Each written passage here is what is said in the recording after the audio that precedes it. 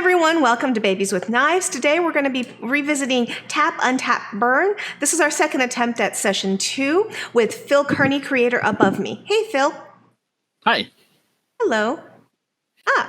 And we just switched out order, so we're going to go and talk about fix that. Okay, so I'm Alice Pang, aka Lala Twiddle, and at the very top, at the very top, we have Murray, who is rarely on camera, and we can't hear Murray. Well, we'll get back to Murray, but in the middle now is Brandon Powers, my co-host. Hey, Brandon. Howdy, everybody. I am excited to get back to this. Play Dwarmidin. We have been having a good time with it. So awesome.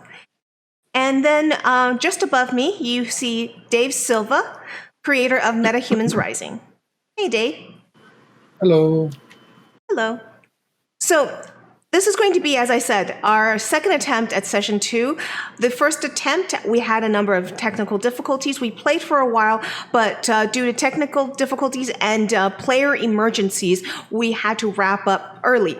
So for a quick recap of what you guys will not see on camera, we went from session 1 of going up towards the mountain. We decided to get some metal horses and fly ourselves up there. We then found a back way into the temple below the monastery, where we found the leader of the monastery captured by bad guys. Well, I snuck up. I was scouting I was scouting around looking for alternative entrances, and I found that the leader of the monastery was captured and being tortured. So we ended up diverting to that entrance down at the bottom there. You'll see that being pointed on the map. And we went in, we beat up the bad guy that was holding the leader of the monastery prisoner, and then we started scaling up from inside until we got to the top opening where there's this storm of ice and snow, and there are these wraiths and bad guys. And there is the crystal we are trying to save and protect.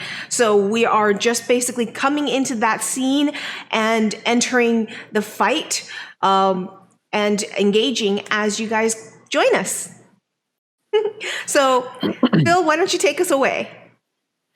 Okay, so unfortunately, what we lose in the second session that got scrapped. Of course, my map making skills here are minimalist at best, because this is just the scrolls that I do whenever I'm playing in Roll20, which is my virtual tabletop of choice, but it's real, muttly. So enjoy the doodles. But this is a side shot of the temple, which I described, and I believe which survived in the first session. And these are stairs that go up. That'd be the top of the temple. But here's the main entrance that the team decided to avoid. They circumnavigated that, found like Lala had said, came around here and came up from the inside. So on the tactical side here, we're looking at the stairway that they found from down that led up. They crept their way in. There's a couple different levels that they skipped past a beeline to try to get to the main temple entrance. This back entrance here would lead out to Sky, which would be here. And then instead, if you go up the stairway, those are stairs. So go up those stairs there, then you would see a pedestal with a large white crystal on it, and there was a few night weavers that had gotten frozen to it that had been attempting to pick at it when the team came in. There were all these spirits that you can see here, these specters that the night weavers can control, similar to Simon's Hexblade ability. The night weavers, just as a reminder, their whole shtick is that they will steal spell-like and subclass abilities from other groups as techniques that they learn, and they had been poaching off of the Blood of Vol version of Hexblades in Karnath, and so they are very much wanted as criminals and thieves of secrets. And there were We missed the first round of combat when the team came up the stairs, started to engage the group that were trying to figure out what to do with the crystal. And as they engaged Lollatwiddle's Finlor, basically charged into and started messing up different cultists or cultists, Night Weavers. Simon and Vorik were readying themselves to lay waste to folks, and Dormidin advanced and knocked down some chumps that were at the here in the middle of the pedestal. And then I was about to have folks, Dormidin not advance, knock people down, and at that point, that is when the enemy team would start resolving their actions. So, and as a DM, I prefer players to roll all the dice because I think it's honestly, I think it's more engaging and it makes it easier for me as a DM to not have to worry about micromanaging those details. So what we do need to do is, so the beginning of the round that we had missed was action is this temple area is open to the sky, except that there's a huge canopy of willow branches that conceal the sky. So it's like an open enclosed space. It's open for people to move out of and into, but the branches of the willow cover it from the larger environment around it. So as eruptions of violence came out, then this group of specters here dropped in from outside, from above on the second, third stories to lend reinforcement. And so let's see, Lollatwiddle is the most threatened at the moment, and then we will follow that with Simon, and then we'll see how everyone else resolves. So well, if you can have Finlor roll an armor class roll, which of course would just be whatever your armor class is plus minus 10, so D20, and then like if your armor class is 15, then it would be plus I rolled 5. Sure. So I rolled an 18. I got a 9. Wait, how many was I supposed to roll? Just go ahead and make one roll. Oh, well, that was an 18. That's fantastic. 18 is really good. 18. So to expedite things, me personally, because I run a 1 hour lunch campaign, I'll have people roll one armor class, and depending on how well that is, determines of all the people that are trying to attack you, how much of it actually comes through. And that's a really good roll. So that means that you're only going to have to give me a Constitution saving throw. Okay. And we've got a paladin active, right? Yes, you're still within the sphere of influence, which is indicated by this cross mark as a center and this aura that surrounds it. Well, it's over 23. I need to find my proficiency bonus on my... so 25, actually. Fantastic. So you'll obviously be able to maintain concentration on anything that you are sustaining, because that is far beyond what the DC would be for any kind of spells that you'd be capable of casting.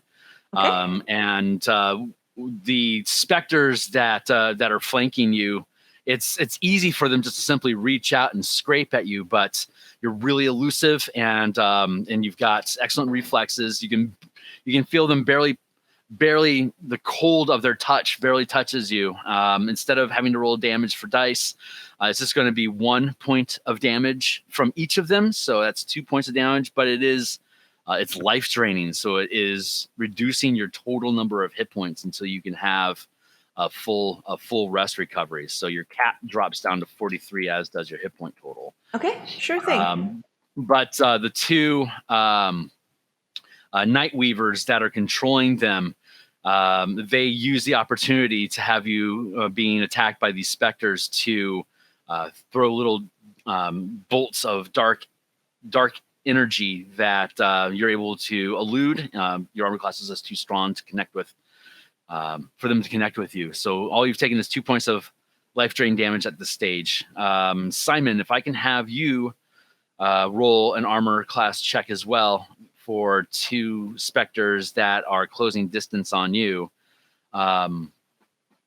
Simon, was there any action that you were wanting to take, like a reaction? I'm not sure how familiar with 5th edition you are about like attacks opportunity for movement of things coming into your area, or if there's other reaction opportunities that you might have to, because you said that you wanted to defend Vorik, and these spirits closing distance with you is definitely a threat to him that he can't evade, but you can potentially punish. I don't know offhand if you have any reactions that you'd be able to use against them. I just wanted to make sure, since you aren't the most savvy about 5th edition, that you knew options are available, the opportunity to have an option if you have any. But I honestly don't know what your full capabilities are offhand. Okay, so my roll was a 9. And then, do I have reactions? Oh, yeah. Okay. If you got a reaction you want to take, you can certainly take advantage of it with the specter that's closest to you. Do you get one reaction per turn? Is that how that works? Yeah, you get one of all the options you may have. You only get to choose one per round.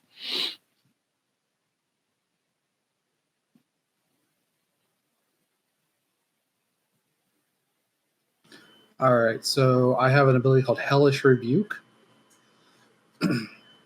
And essentially the way I'm picturing this is like it's a first level spell. It does 2d10 fire damage. And because I'm Warforged, what I'm picturing is like when they hit me, I just kind of spew a gout of flame back at them. Oh, cool. Do you have a did you say that you rolled a 9 for armor? Yeah, my armor was terrible. Okay, so they will definitely hit you, and you will be able to rebuke against it. So it's going to be basically a mutual hit. So you go ahead and you say you automatically do damage to them if they hit you. It's 2d10 damage, and then they can save for half. Okay, cool. Go ahead and roll your 2d10 for damage, and we'll see how it sits to see if I'm even going to bother with doing the roll for the save. Yeah. Just to clarify, this is a first level spell as part of a reaction, though. I don't know. Okay, that's great. So all you got to do is burn. It's a first level spell, so you burn 1 mana, and then go ahead and roll your 2d10 for damage. And since the armor class was scrap, then I'll go ahead and roll damage on my team, and we'll consult when we get the end of the die rolls.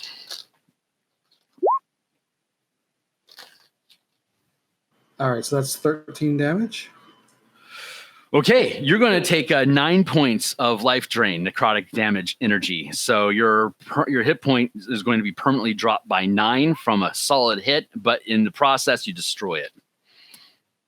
That leaves... yes? Oh, he's not Fenlord. Never mind. True that. I've lowered your die total by 9 on the roll 20 sheet, or on the environment, so I can keep track of what's going on with y'all.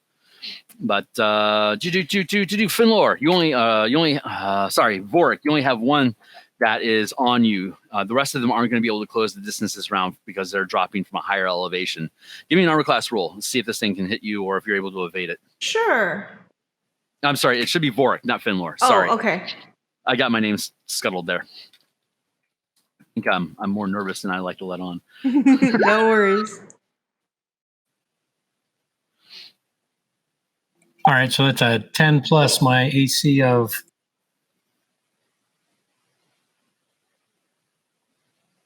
So you subtract your current, so you have 10 plus whatever your armor is your current AC, right? So just subtract 10 from whatever that number is. So if you're like an 18 AC, subtract 10, you're an 8. So add 8 to your D20 roll, and that's what you tell him. No, so 15. 15. Okay, that is good enough. It's you're going to take 1 point of necrotic damage anyway, but you're able to avoid the brunt of its incorporeal grasp. So there should be some concentration checks there because I'm maintaining a bunch of spells. Excellent. Thanks for cooling that in. Go ahead and roll a Constitution saving throw, since it's a point of damage. It doesn't matter how much or how little damage you take or what type of damage. Whenever you take damage, you make a Constitution saving throw and you test it against the DC of your concentration, and me looking at your mana sheet, looks like your concentration is. Are you maintaining a cantrip, or you have that, or are you using that C there to indicate that this is stuff that you're concentrating on? That I'm maintaining 3 spells, a cantrip and 2 other spells. I rolled with advantage because I have combat caster, so I got a 13 plus modifiers. I believe it's con, so that'd be 19. And if you're in my area, which I believe you are, you get my strength mod to it of 5. Nice. Holy Hannah.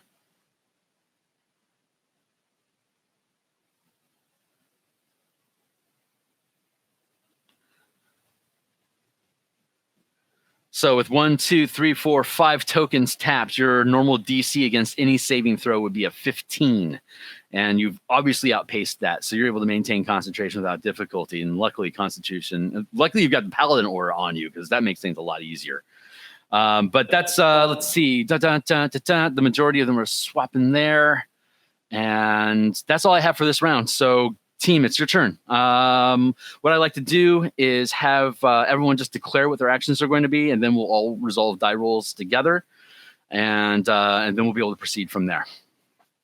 Continue to engage the guys that are in front of me. These are the humans and not the summoned spirits that are bonded to them, correct? Okay, yeah. These here are actual night weavers, the people that are standing, and then anything that looks smoky are spirits. And as you can see, and from what you've seen, generally there's only 1, maybe 2 spirits per night weaver that control them as minions. And you're seeing 4 night weavers on the board with you, but there's more spirits, more specters than night weavers, which is an indication that since these specters came from up above the roof, it would stand reason that there may be more night weavers up there. What are the 2 guys next to me that are turned 90 degrees that are tapped? Those are people that are frozen in the ice trap that was surrounding the frozen heart crystal. Gotcha. So we're just declaring right now. You don't want me to actually do anything, right? Yeah, we're just declaring actions right now. Once everyone decides what they want to do, then we'll all go through and just do dice together. So, Murray, what are you declaring? You're at the top of the order, so. Okay, so just as a reminder, I'm maintaining spells on Fenlor and Simon, where you guys are both +1 AC, +1 to all saves, and you take half damage. You have resistance to all damage types. And then I also take half damage from whatever you guys take. Also, I'm maintaining Bless on Fenlor. Not me. I was not in the Bless. You blessed the others. Everybody but Brandon's blessed. Yeah. Oh, okay, yeah. And actually, I forgot to roll that D4 on my saving throw. And then, so resistance is on Simon and Fenlor, and warding is on Dormidon and Fenlor. Okay. So, Dormidon and Fenlor are both +1 AC, +1 to saves, and only take half damage. Resistance is on Simon and Fenlor, so any one time you can add a D4 to a saving throw. And then Bless, everybody makes an extra D4 to all their attacks. I am going to move up and try to kill one of these Shadow Weaver guys, because I remember once we killed them, it dissipated their ghost. It had in the past, absolutely. Mm-hmm. Go ahead. Dave, what about you? You're the next one before me. Line. Okay, so let me ask a group a question, and if this feels too metagamey, just let me know, and I will just make a thought. But I figured since we traveled together, we have some tactics together. This question is really more for Vorik. Do you want me rather sticking to the people that are threatening you, or I can try and disable the 2 guys on the cliff above us? I feel pretty confident in combat. I got a big hit point pool, and I'm pretty beefy. All right, so I'm going to use Stinking Cloud on the 20-foot area around that precipice or ledge above us where the people are sniping down at us. Okay. That sounds fantastic. Good move. And And Fenlor, are you declare actions? Yep, for me, I am going to continue to engage as before. I am going to be engaging the two people to my left rather than and either of the wraiths. I'm going to try and deal with the people rather than their victims. Okay. So when you say the people to your left, I think they are the same guys I was talking about. I think they're actually on a ledge above us. There are people that are on ledges above. They aren't being depicted properly on the map here, but I can easily just put them here and here to represent people outside of the normal area of effect. That's weird, but yeah, you are Okay. correct. There are people up on the ledge because they were the one that are dropping these raids down. But Finlor is correct that these guys are actually on the same level as you guys. It's just my maps are crappy. So, Okay, cool. which is why it's great that you should be metagame discussing these things to make sure that you're properly engaging the environment and know what you want to do as a team. So I'm perfectly fine with that. And Vork then- correctly deduced that he can hit these guys. You deduced properly that you can drop a stinking cloud up top to give them guys a block. You have to pick either this north crowd or this south crowd.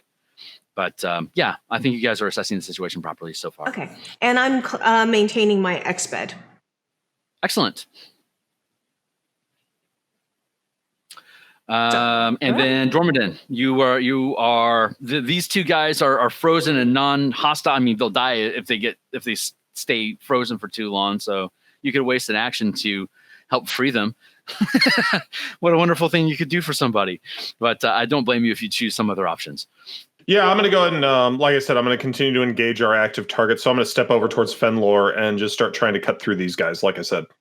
Okay, cool. I think that's got everybody. So go ahead and make your attack rolls. It could very well be that multiple people are hitting the same target, and between the two of you, you kill it. It's just faster to have everybody roll to be able to get through a round in a more concise time frame. So you guys go ahead and do your rolls, and Oh yeah, I can roll there. And bonus action, I'm switching my Hunter's Mark over. okay, who are you gonna switch it to? The guy that I'm on the same level with. Okay, just your first target, as it were. Yeah. You've got two attacks, right? Do you want to Yep. put them both on the same guy, or do you want to split them up? Depends on if the first attack would kill him or not. I won't tell you that until you actually resolve all your rolls. So if you want to dedicate all of your attacks to one guy and see if it resolves them or not, or Sure. if you want to split them up, that's your call beforehand. And Finlor, I think you have more than one. No, you have I have 3 attacks. Right? You have 3 attacks. Mhm. Do you I wanna- missed on do my you wanna- first, my second, and third both hit. Okay. And I'm sorry, what die rolls did you get? 17 and 24. I believe last time we said 17's hit. I apologize if I Yes. misremembered. Okay. You're doing 'Cause great. I'm just making sure I'm up to speed with where you Oh, think no you're problem. Because I fantastic. remember 16 missed, but 17 hit. So I Yes. think I found their AC. I think you did. But yeah, I'm like, oh yeah, I can roll the things over there. So That's, um, and damage that you do? yep, I'm trying to find that. Move on to somebody else while I find my damage again. It's been a few weeks. Fair There it enough. is. Fair enough. I have a quick question. Yeah. So there's no attack roll for Sinking Cloud. It's just they make a con save. So you'll just re-rolling. you would roll. You would do a spell check, which would be a 20-sided die plus your casting stat plus your proficiency bonus. So at 6th level, I think you have a proficiency bonus of +3, and I think you're using Constitution for your spellcasting stat, or are you using Charisma? I have it listed as con +4. Okay, so it'd be con +4, and then your level is +3, the proficiency bonus that you have. So your total die roll would be D20 +7. And then I have static saving DCs that if you hit or exceed, they're impacted by this spell, and if you roll too low, they are not.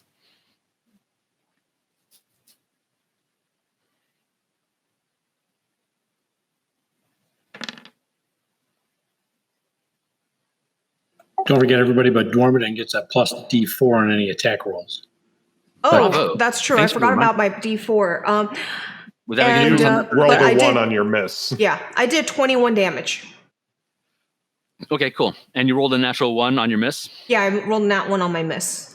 Okay, so tell me, how do you want that natural 1 to foul up your day? Do you usually use a chart or anything like that? No, but natural one isn't technically a rule. There are no technical fumble rules. So I'll take an -2 to my AC for the A round. what? I'll take an -2 to my AC for the round. Sure, that sounds great. Let's make it disadvantage instead. That's Sure, that's an easy way to resolve it. Sure, dis Excellent. that on my AC. That sounds good. Okay, you overextend yourself, and let's see if they're going to be able to capitalize it when it's their turn to I go. mean, I did 21 damage, after Yeah. that. So, And that was on one target? yes. Okay. And Dormadin, have you calculated? I've got a 12, which I'm assuming is a miss, yeah, and that's a a miss. 22. That is a hit. Okay, cool. So that I need to re-roll 2 of those d6s. So that's going to be 12, 16, 21 damage to the guy. Wow. Okay. And that was, you were splitting your attacks between the two of them, or Nope, you were, same guy. fantastic. Okay. And Vorik. I got a 9 plus 6 plus 2, so 17 total on the hit roll, and I did 13 damage, I believe. What are you using to attack? My firebolt, Nice. And how much damage was it? 13 fire damage. 13 fire damage. And Simon, how did you resolve the spellcasting roll for your stinking cloud? So that'll be 15 for their save. Okay. I just 15. noticed something. I was maintaining my shillelagh as well. That's why the C is there. My shillelagh is still active. Because it's a cantrip. Yep. C is for cantrip. Excellent. Okay, great. And Such a great spell. I say I'm maintaining concentration on this, assuming it succeeds. Okay. And what's the effects of stinking cloud? So it's every turn. If they fail their save, they lose their turn. Oh, that's horrible. They erupt and just Yeah, it's like vomiting and they can't see anything.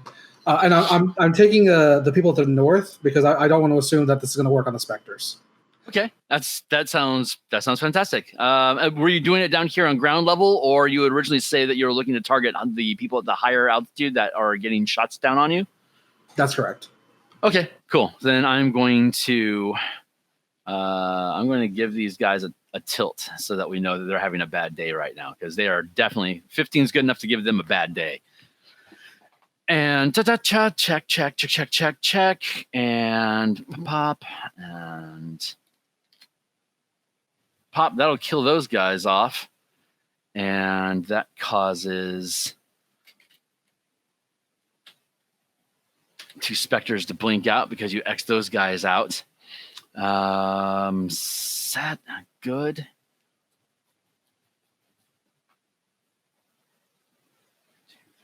Okay, cool. So let's see what we're going to have. How will the team retaliate?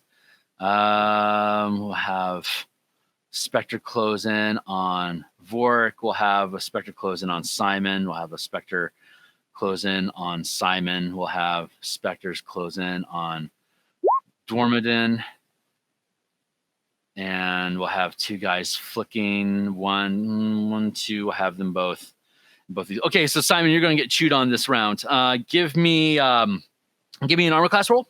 You've got 2 specters that are have close distance with you, and their support from the rooftop throwing bolts of dark energy at you. That's a lot of concentrated fire on you. Okay, so really quick, the specters that went past me towards Dormadin, does an attack of opportunity take your reaction or no? He came in from over here to here. He is doing movement within inside of your sphere, so attack of opportunity would be allowed. Okay, but does that take up my reaction or no? Yes, it does. Okay. All right, so I'll hold off on doing that then. But just an AC roll. Yep, AC roll to see how you fare against 4 attacks. So it's just a single roll to make things fast, and if it rolls really well, then most of it will be mitigated. Dormadin also realized that one of the specters can't take an attack of op on you this turn because he was shocking grasp and he failed to save. That was my initial drop, and so shocking grasp will prevent them from taking a reaction for the round. Ooh, neat. Okay. So excellent. So if you need to maneuver, you've got 1 less attack of op on you. That was what I dropped right before. Okay. Do we have Right a on. bonus for IC right now or no? I'm sorry, say that again. You have 1 point of bonus to AC as well. Thank you. So it makes your maneuvering easier because looking at the situation that you're in, just wanted to remind you that they've got that.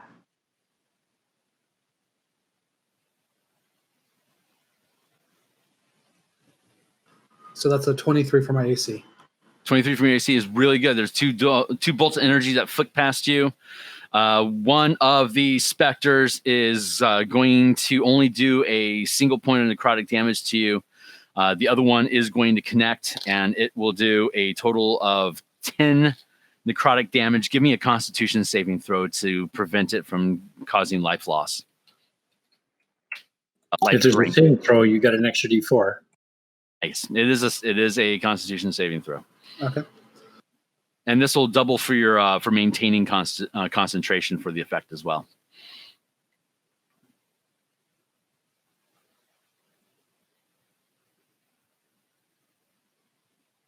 I should note you get 2d4 because you got bless and resistance on you.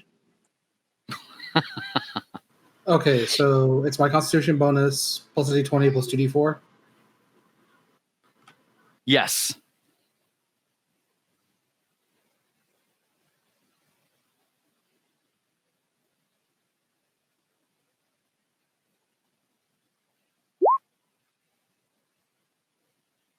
That's an 18. 18 is chugga. That's good enough. Cool. So you won't take life drain, but you did take the 10 points of damage. You're at 36 currently. That one hit you. Did you want to blow a spell point for Hellish Rebuke to try to remove it from the board as well? Absolutely. Go for it, man. Make your it automatically happens. Is that right? Roll damage. Blow your point and That's 8 damage. duly noted. Still survives, but you can see that a lot of it burns away. A lot of its spectral body of mist just burns away in the process, and it seems like half of a man. Vorik, give me an armor class roll. You got only one specter menacing you, but one is enough. I rolled a 2 plus 5 is 7 on my AC. You're going to get hit. Give me a Constitution saving throw to see if you A, maintain concentration, and B, if the damage coming in is going to be life drain on top of actual damage. The concentration check I have advantage on. How do you want to work that? The first die roll that you have when you roll your Constitution saving throw, the first die is your Constitution save, and then since you have advantage, just do 2d20. So the second die roll will be for calculating which one is better for concentration. So I definitely take the damage, but the concentration check's a 14 plus a bunch of other stuff. So at 15, I make it. Excellent. Okay, cool. So, and that's also going to be high enough to prevent the actual life loss. So you're down to 34 hit points, but it's no. The first die is 2. So I definitely took the con loss or the damage. Oh, God! But the advantage die roll saved you on maintaining concentration. I hear you. That's fantastic. Thanks for the clarification. So your cap is currently 34, and that's how many hit points you have right now. So, Dormadin, give me an armor class roll. You've got 2 specters that are going to hit you as well. Okay, and Murray's given me a +1 on that, so that's going to be a 19. 19 is good enough to evade most of it. You'll take a point from each, just as the I call it hit point taxing. When you have multiple attacks coming at you and you do a single die roll, some creatures will automatically do a point of damage. Others will do a lot of damage if they hit you. Sometimes they won't do any. It just depends on what you're fighting. And when it's a corporal like this, and it can, in older editions, it could ignore armor class. But since that's not a thing in 5th edition, my personal solution as a DM is that even if you do really well, if you have multiple attacking them, you're going to at least take 1 point of damage. It's kind of an attrition that I think speaks well to the lack of touch attacks that exist inside of the game. So, but it will require, I'm not sure if you're maintaining any concentration on anything, but if you are, it would require a Constitution saving. For what it's worth, though, he has damage resistance, so he's taking half damage from all attacks. So 1/2 is nothing, or does it get past that? I would say it would get past that just for a minimal point of damage, just because Then I want. It's the whole intention is for the DM to fatigue you, even if you're doing well. Then I It's take just, it as well. I need to make a con check as well. Oh, okay. Well, that's right, because you've got the ward.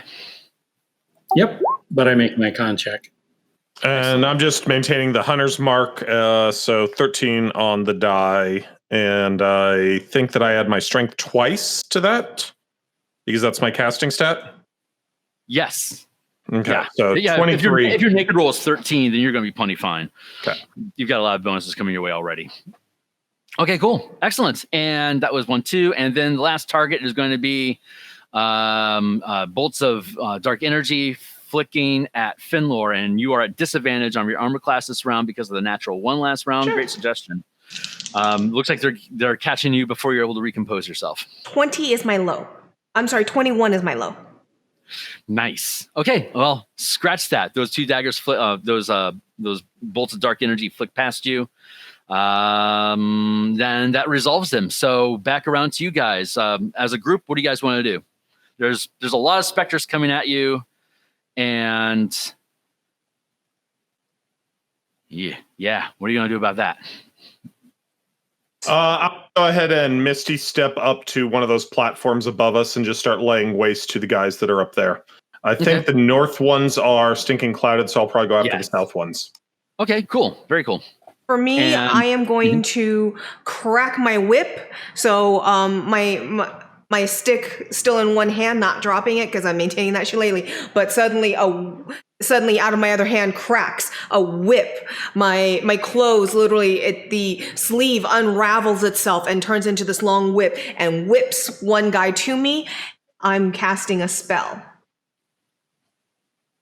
Oh, Thorn Whip. I recognize that. That's awesome. Yes, I'm going to Okay. thorn whip him to me.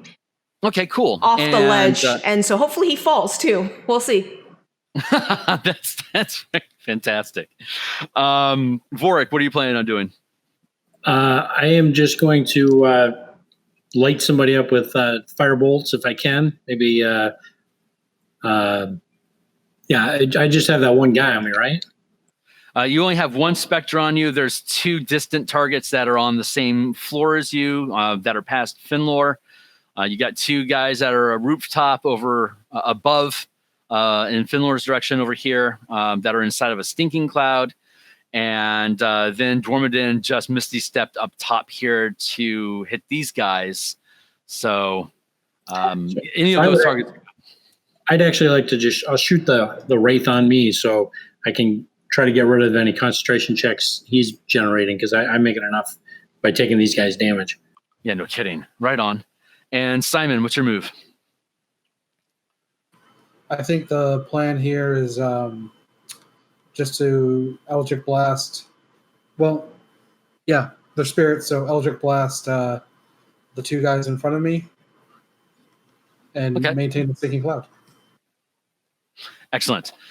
So because Stinking Cloud is maintained from round to round, and it's something that you're concentrating to maintain the effect, when players are doing die rolls, you make that, you do that die roll on your turn to see if it's going to impact it when it becomes their turn again. If you roll too low now, the spell drops, and so since they're next, the Stinking Cloud will be cleared and they won't be affected by it anymore. Does that make sense?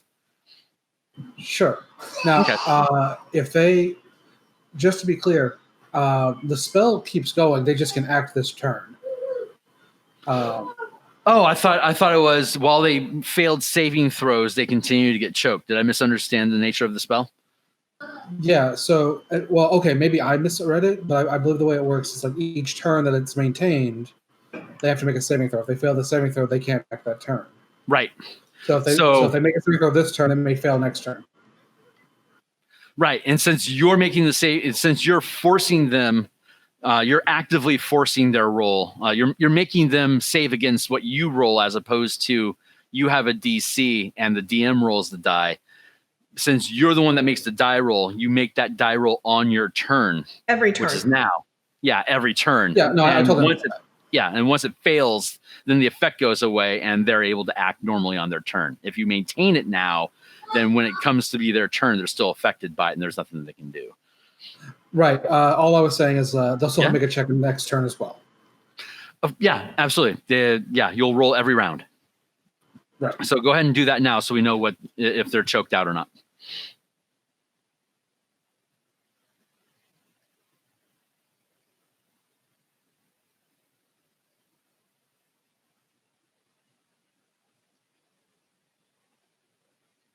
That's an 18 for their saves. They're going to choke. Excellent. And you're going to do Eldritch Blasts, one on each of the specters that are on you. Is that right? Yes, please. Excellent. Please do. It's a good move.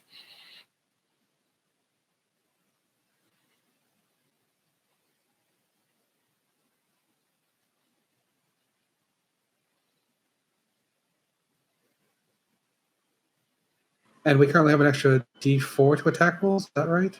Yes. Well, Yes. that bless is maintained. You still have an extra D4. That is right. I will point out that the paladin is teleported away from your group, so you won't be taking advantage of his aura. But that doesn't really matter right now.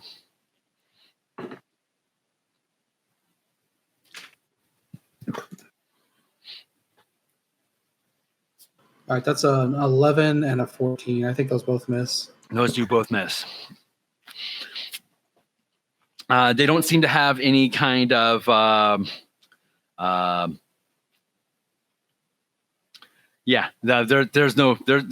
not able to take advantage of that. I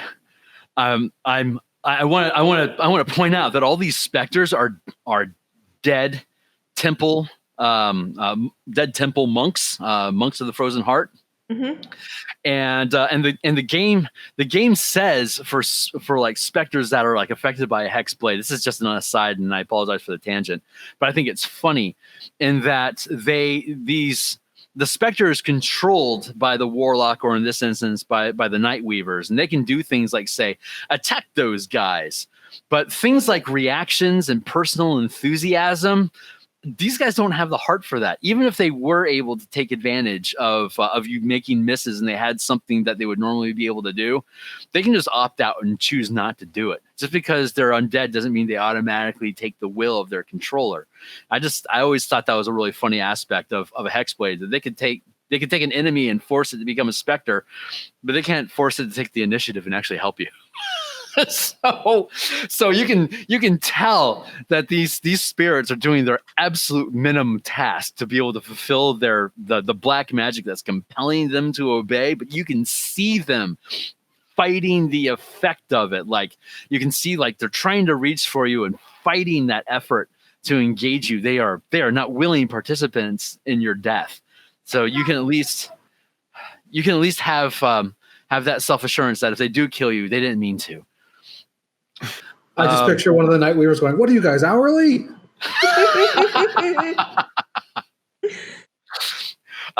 So 2 misses. Let's go ahead and Dormandin, let's resolve you. You're actively. I'm sorry. I'm resolving stuff. I don't think Finlor's doing the Thorn Whip. Vork's doing the attack on the one that's next to him, and so we're doing good. So Dormandin, you've got 2 mooks on you. What are you going to do about them? I'll go ahead and lay into the first one twice. Hell yeah. That is a 17 and a 24. Okay, and go ahead and give me some damages, because those definitely connect. Okay, so that's going to be 17 damage.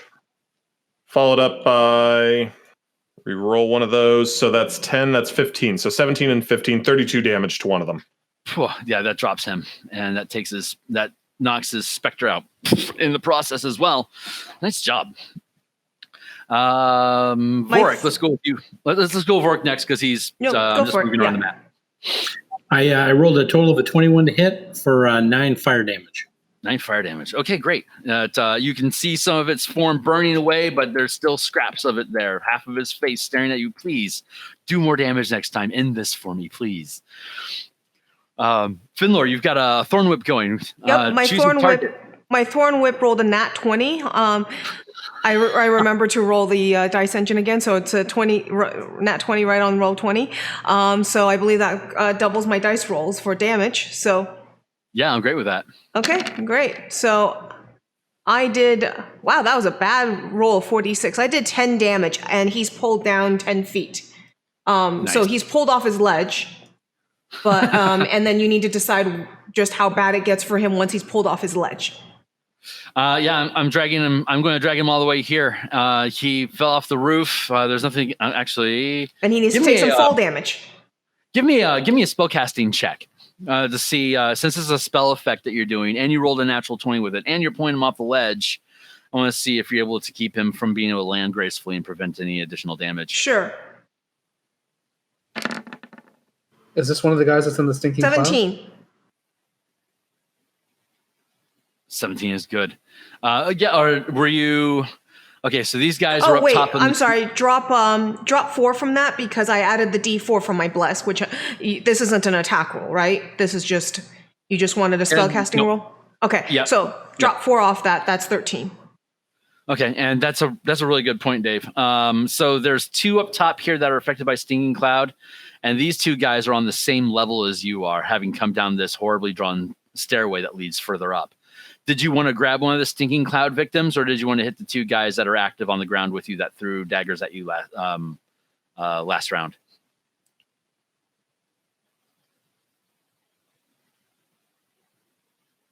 This guy's on the same I thought that level was as a you. question to Dave.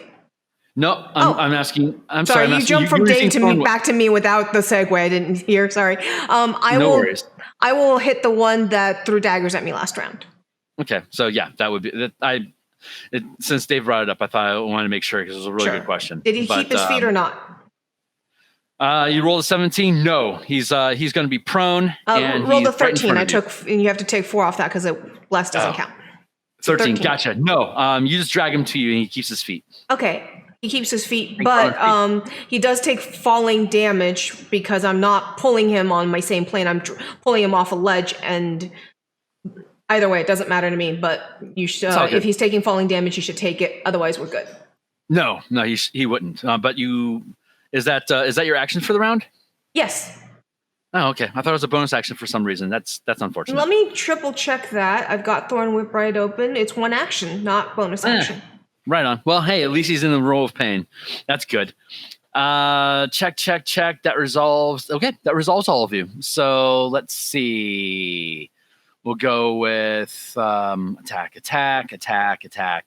Looks like 1, 2. Finlor is the most exposed with 3 targets, 2 Night Weavers using dark energy, and a Spectre ally attacking you alongside. We'll have 2 of them that are attacking Simon. These 2 Spectres yonder.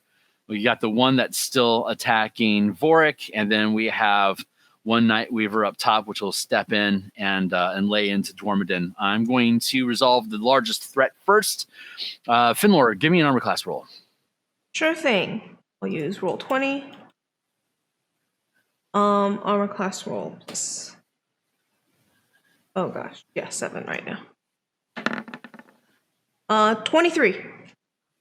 23. That's really good. You only take 1 point of damage from the Spectre. It was a grazing, again, just a graze because your armor class is too good, but it is a single point. Okay. And so that drops your current total down to 42. And I haven't taken enough for Murray to actually be taking half because we can't really split 1 damage. So I'm taking the 1 damage. It's been 1 damage each time. Yeah, they're pinking me away. And then Simon, give me an armor class roll. You got 2 Spectres that are hitting you.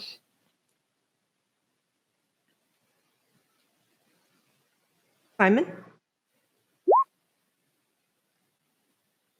Oh, that's so not good. That's a 9. Boy, okay, they will both hit you. Give me a Constitution saving throw to see if you are able to prevent life drain and to maintain concentration.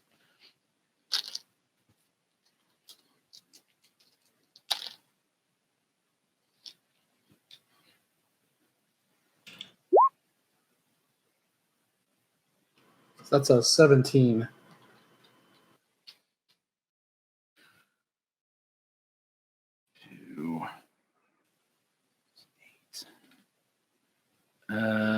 That's enough to not take life damage or life drain, and that is also enough to maintain concentration. It is going to be 17 damage between the 2 of them, and that's going to take you from 36 down to 19. At 19 hit points currently, and your max is 46. So you can receive healing if there's time for it. Vork, give me an armor class roll to see how the Spectre is able to hit you or not. Big 12. Vork, are you maintaining a ward on Simon right now? Or is that only on Finlor and Dormidon? Finlor and Dormidon, resistance on Simon and Finlor. Excellent. Thank you. That's for everybody. Fantastic. 12 on the AC. That is going to be a hit. Give me a Constitution saving throw for both maintaining concentration and to see if you are life drained on top of the damage that you're going to take.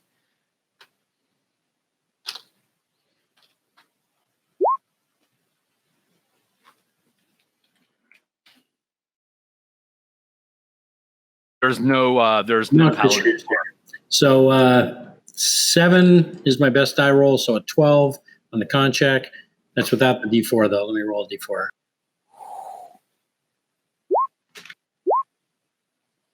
So that'll be my bless and the resistance. No resistance. So ignore that 4. So I got a 13 best. That's gonna scrap your concentration. You're gonna take the life drain, which was a total of 9. So your hit point total is 25, and that's actually your max total right now as well. So you're certainly getting trimmed down, and with the concentration spoiled, then you're going to dump all that mana into being burned, and all your spells go down.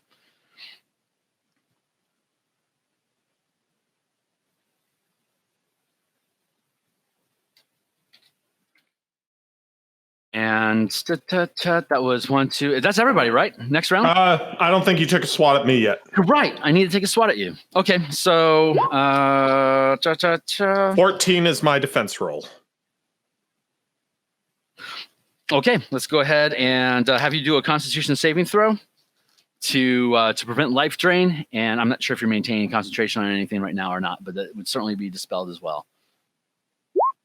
Oh, natural 1 on the Constitution saving throw, and then for maintaining, that's a 4 on the die. So, okay, same roll.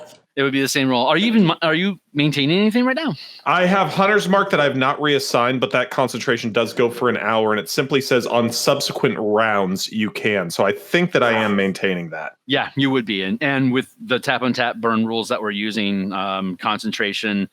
There is no duration limit. As long as you're able to maintain concentration, you can keep the spell up. But obviously, when you get in fights like this, it becomes risky. So yeah, that got burned, and you're going to get hit for a total of 12 life drain, which is going to drop you down to. You've been doing pretty good. You've been dropped down to 50. You're at 38 now, and with 12 points, that puts your maximum at 46 is your cap. So. I'm sorry, he doesn't do life drain. My bad. There's no life drain there, but the damage roll would have been necessary. So go ahead and I'm recanting that. My apologies. 54.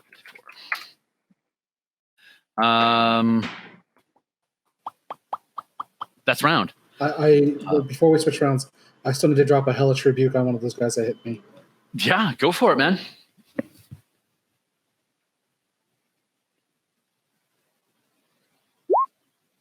Oh, that's another 8 damage.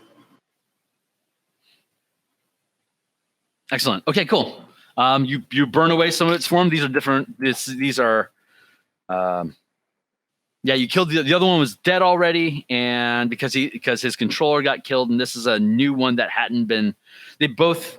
Is that is that one target or is it all targets? It's just one target, isn't it?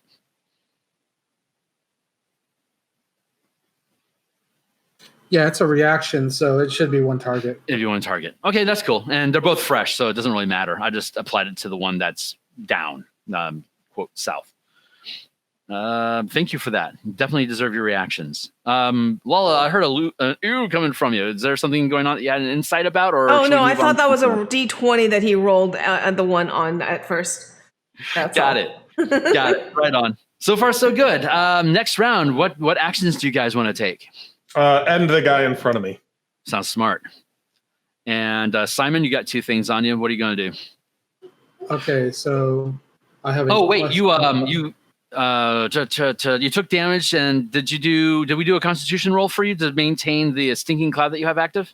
Yeah, it was like a 23. I'd have to look it up. Okay, if the die roll is good, then I'm solid with it. I just want to make sure I was doing proper bookkeeping because you're in rotation. So what do you want to do? 17. Good enough, absolutely. Yeah, so here's a question. Do things like Vampire Touch work on undead? The rule doesn't say anything about it not working, so I don't think there's any reason why you shouldn't be able to. And you said it's like in 3rd edition, necrotic damage didn't hurt undead, but they got rid of that because I think they decided it was just weird. So yeah, you'll be able to damage these. Does it affect more than one target? No, it's Vampiric Touch. That'd be one target. Yeah, it's a single target. Okay, cool.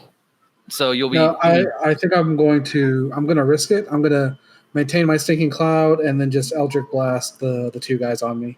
Okay. And Vorik, you got 1 on you currently, and all your spells dumped. I will. I guess I will try to finish him off like he was asking. Absolutely. And Finlor, what do you got? I'm going to beat the one that I pulled down. Excellent. Okay, cool. Go ahead and resolve.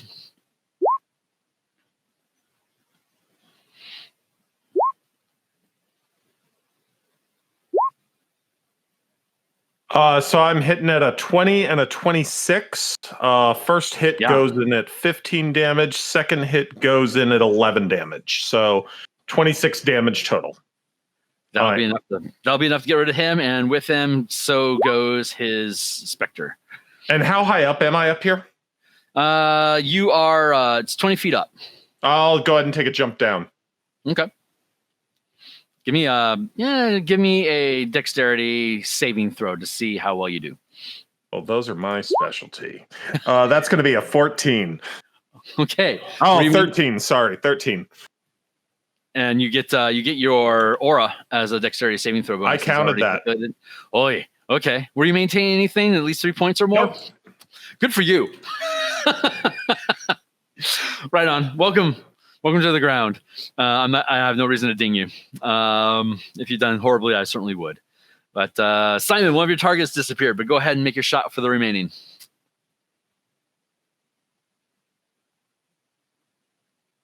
And we no longer have the bonus D4, correct? Correct. No longer have the bonus D4? Yeah, because Vorik got all his spells dumped from failing Constitution. Nor the +1 to saving throws, nor the +1 AC. Okie dokie. High risk, high reward. So the Stinking Cloud has a save of 20, and then my attack rolls are 18 and 20. Okay, that is. Give me your damage. They're both hits.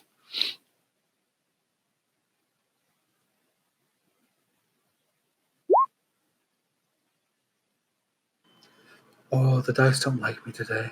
They really don't. That's 1 and 1. A 1 and a 1? Yeah. Duly noted.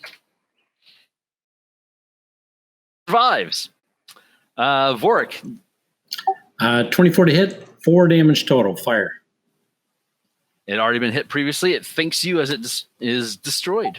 Finlord, you're making an attack on... I made a round of whiffs. All 3 attacks missed. My AC 16 was the high, which my memory was that's a miss. Yes. So yes, I missed all around.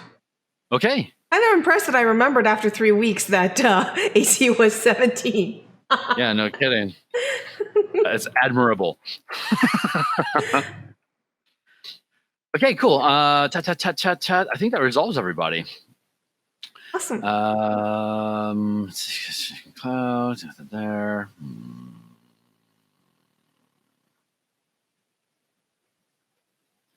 This guy is running up the stairs to get some distance, and he is out of view.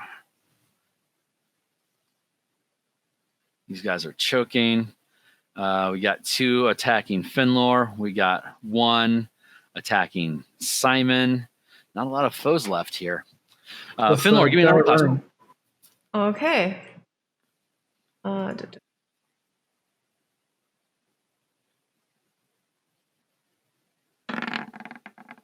9. I flubbed that one.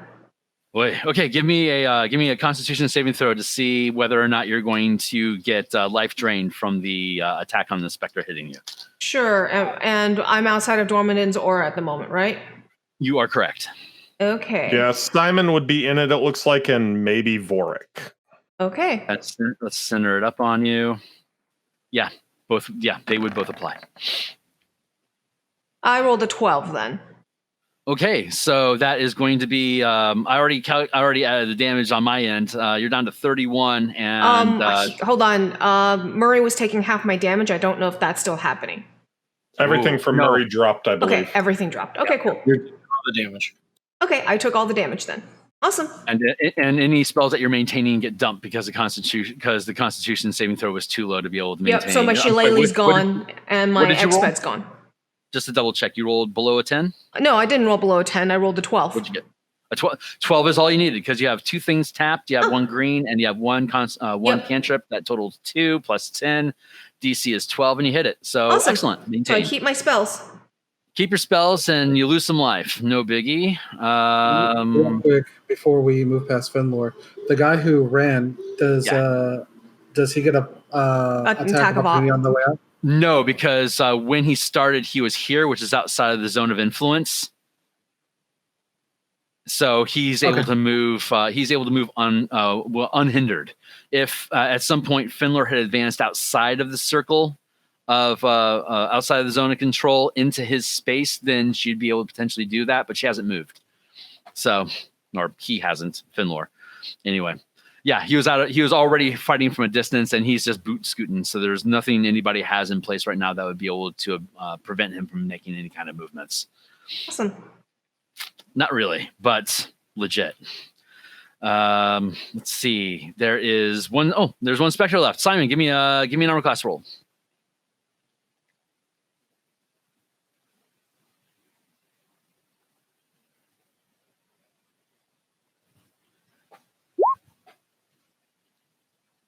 That's a 20. It misses. But you will take 8 points of damage because that's how these things work. But that does mean that you get to apply Hellish Rebuke if you want to burn a spell point for it. I only have 1 mana left. I think I'm going to save that in case I need to try and heal. Do I need to make a concentration check for that, though? I'm sorry.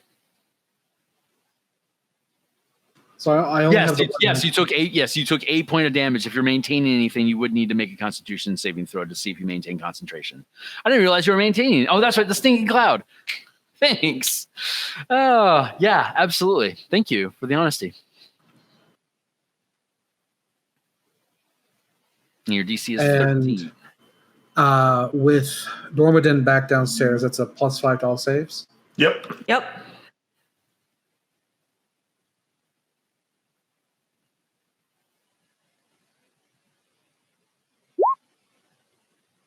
That's a 26. Good enough. Maintained. That cleans up this round.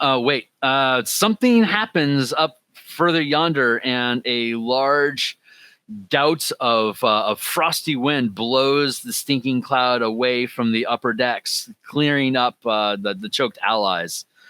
You can maintain the spell if you want, but it's effectively over here right now. I'm not sure if you have the ability to actually move Stinking Cloud or not. If you do, you would need to take time to remaneuver it. No, Stinking Cloud can't be, and a gust of wind will remove it. Okay. Well, then that will dispel the effect. It'll dissipate it. All right. Do I lose the mana, or do I recover that? Yes, you lose the mana because you did not willingly let the spell go. When you're doing simple magic, that would allow you to untap mana that you're maintaining. If you are controlling when the spell ends, you can untap the mana. If your concentration is disrupted, or if, like in this instance, the gust of wind destroys the spell, then that scraps your mana because you didn't control it. Back on to you guys. So far, so good. This is a decent little tussle you guys are in. What do you want to do? I'm running through the field, going after the guy that just ran off. Okay, are you gonna take the long way around? Nope. You're gonna cut right through the middle of the battlefield, drawing attacks of opportunity. Sure. Okay, we'll get to those when we start resolving stuff. And Simon, you're next in the area of direction. Quick question. Mhm. My key is separate from my mana, right? So, because I'm wondering, because I have to, so expending key for my stun attacks does not affect my mana pool? It burns. Key is used for spell casting or for any monk abilities. So you would still have to burn points of key to be able to use any monk abilities. Okay, so if I'm doing stun stun attack, how am I doing that? Just tap and untap it, and if it burns, it burns, so I would lose it. Yeah. Okay. Yep, just like you normally would with a monk under normal 5e rules. Okay. So I really want to. So I really need to really want to make sure that that stun attack's really worthwhile, since everything else is coming back to me. Since everything else untaps right now. Yeah. Okay. That's one of the bigger shortfalls of the monk in general is how expensive stuff is and how little key they have to do it with. Mm-hmm. So I mean, it's great if you have a lot of short fields. Yeah, and I have extra key because I took 2 variant spellcasting, so I got extra mana for it. That's right. So yeah, your pool is deeper than it normally would be, which allows you to be more abusive. But yeah, even I'm pretty I don't know offhand, but I think it would be merciful to say that if you hit, you can decide if you're going to burn the key for the stun. I don't know if that's how it's supposed to work. No, and I don't think that you should do that, because I can recover burned mana by resting anyway. That's true. And so don't worry about that. It's just, it means that I have to be very certain about my resources, because spend an hour and I've got it back. So it should be, I choose it before I attack. I just wanted to know because it, managing resources. Absolutely. And I'm always shaky on the rules because I'm a DM. The GM is supposed to be the most understanding of the resources. Is it so? It depends. It feels dark in here. This is the 5th edition I've played in, so I get a little shaky on stuff, and I hate referencing rules. So I normally just rule in your favor, but I appreciate you knowing the rules offhand to help keep things on rail. So what do you guys want to do? We got Dormidon's going to run through crowds to try to chase that guy on the stairs down. Simon, what are you going to clean this guy up, or do you got other actions you need to do? No. I'm going to blast away and hopefully get rid of at least one of these guys before they get off attacks of opportunity. You get 2 attacks. So do you want to hit 2 specters, or how do you want to divide up your 2 shots? 2 on 1 to make sure you can try to double tap it, or do you want to split it up? Okay, so the one that's left, does he have I hit him once or twice? He got hit once. I'll hit him twice then. Okay. And Vorik, you don't have anything immediately threatening you, but obviously there's 2 guys up top that are active again, and then you got the 2 guys here that are on Finlor, and then the one that Simon is probably going to clean up, and then you got a dwarf running through all of it. So as a bonus action, I'm going to summon up my spiritual weapon, and I'll probably put it. How's health looking? How's everybody looking on hit points? Like everybody looking fit? I'm hurt. I'm obviously hurt at this point. Yeah. Finlor's at 31. Simon's at 18. Dwarmidon is... I'm fine. Yeah, he's like at 50. Simon, and I think I'm at 24. Double checking. 25 on my books. Okay, so I'll just stay where I am. I'll heal Simon up. You said Fenlor's at 30 something? So, yeah, I'm not that bad, but I'm visibly hurt. But I can go for a while. So I'll summon my spiritual weapon as a bonus action on the one on Simon, and then I'm going to heal Simon with a touch. Excellent. That's fantastic. And Finlor. Okay. Finlor will attack do a whirlwind of 3 attacks on this guy again. Okay. And let's go ahead and resolve. Dwarmidon, you're going to beat feet across the field. Let's go ahead and drop you here for the lulls. And I will resolve attacks of opportunity on you. after everyone else is done. So Vork, Simon, and Finlor. Let's see what you guys get. Oh, actually, I'm sorry. I'm only doing 2 attacks because of what you said about Ki, because Right. I have to burn Ki in order to do that 3rd attack. So I'll go Fair enough. and I'll burn some Ki right now because you mentioned that. So I burn for last round. Oh, gotcha. Yes. Thank you. No problem. Just keeping honest. So I appreciate it. burn mana for the day on that last round. That's why you want to play with friends, because they're honest. Well, I think it's more fun when you're honest. If you win all the time, it's not as much fun. Yeah, no kidding. I willingly take penalties.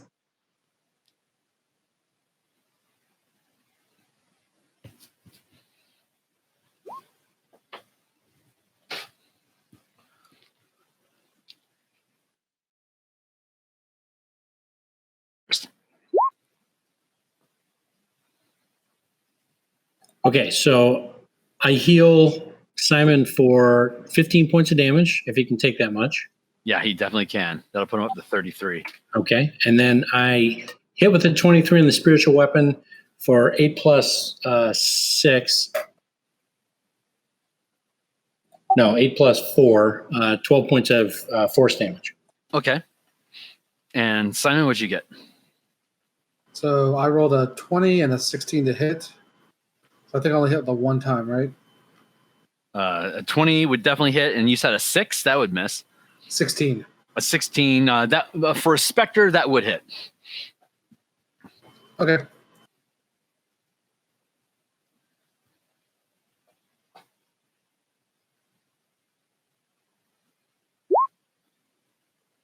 So that's 1 damage and 5 damage. Between the two of you, that's enough to get rid of it. Pop out. Finlor, Finlor, I'll roll my 2 attacks.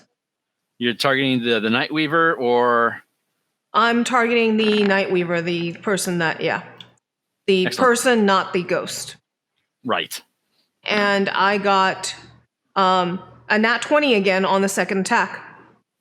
I Great. hit twice, and the 2nd attack's a nat 20. It's right there in the panel. I totally believe you. Go ahead and roll damage, and the second one will be double. How do you want to roll the double? Do you want me to roll the double, or do you want me to roll double You the just type dice and it. only 1 strength, or do you want me to roll my attack and then double the whole thing? Yeah, just roll your attack and just double the whole thing. That's the easiest way. Okay, sure. That's the most efficient. Okay, so 22 is the doubled, and and 8 is the first attack. So 30 damage. Nice. I get rid of both of them. Everyone does double a little bit differently, and Yeah. 5e allows you to do that. It specifies, optional, do this, optional, do that. So I always just double check with the GM. Thank you. Yeah, it's because it's roll 20 or any virtual tabletop, it's easier just to look at the last number and just times 2, honestly. So blop, blop, blop, blop, blop. You guys have eliminated all but the targets that are on top, above. They're going to take shots at Dormadin, who's doing the dash for the stairs. They see what you're trying to do. Go ahead and do armor class. Okay. 17. Not quite enough. You're going to take. You're only going to take 3 points of necrotic damage, and if you were maintaining anything, you'd want to make a Constitution saving throw to see if you maintain concentration. But I don't think you are. So it doesn't I am matter. not. Yeah, there's no other weird effects that happen here other than it's just necrotic damage from nowhere. So, and then they take the rest of their action by boot scooting from the environment, heading off stage in the direction of the stairway that you're currently heading towards. There are no enemies on the board that are threatening you, which technically resolves combat. But what do you guys as a team want to do at this point? I'm running after those guys right now. So I'm that's definitely- what I'm intending. Yeah, I'm definitely in pursuit as well. And casting of the Thorn Whip to whip some of them closer. And if I actually, if I see basically a gap where, where there's a gap between me and them, I'm going to actually Thorn Whip and try and basically yank them down into that hole and just let them fall and drop. Okay, so to visualize where we're at, I'm going to pull us back over to the overall environment map, and let's see, what did I do with that? I had a marker at one point that I was using, and I seem to probably have deleted it. So give me a hot second here. I'm going to just grab a random leaf, copy, and then we're going to. That's what I wanted to grab. Hold on here. Copy and see if that doesn't work. Okay, screw you, Ufus. We'll just go with this cross because it's what I have on hand. So you guys are basically this is the temple. This is the roof that we're looking at. People firing at you. You're heading upstairs out of view, which would lead you to this area. So currently, these guys out of this place here. If I grab you guys here for some visuals, I'll just grab Dormidin. That's the easiest way to go. He's the first one I could grab here. So you guys are here, and the guys that were up top were here. So when they take the 2 shots at Dormidin and go out of view, they would go like through a window or a balcony or like an upper floor door to lead into the structure. So there's no visible targets once they move out of view. And your team is going to need to ascend these stairs up to the next level to be able to start looking for a next target. And none of you are really familiar with what's going on up there. So Dormidin, if you're going to, are you charging ahead without anybody else, or are you going to wait for the rest of your team to move with you? Because I will be explaining things differently depending on how you guys want to proceed. I think I'm probably the slowest in the team. So I'm going right now. So therefore I'll be keeping up with them in just a second. They're just going to catch up with you here in a minute. That's right. that sounds actually really appropriate. Give me a second here. I'm going to clean up my board here real quick. Oh, that's where my token went. I see it now. Put up. And we get these out of the way. Get this out of the way. Those poor guys are just sitting there frozen on that stone. I'm going to go and burn 20 points of my lay on hands, though, as I go to just bring myself back up to full. Okay, sounds fantastic. Okay, just to refresh, the time on the airship, that counted as a long rest or no?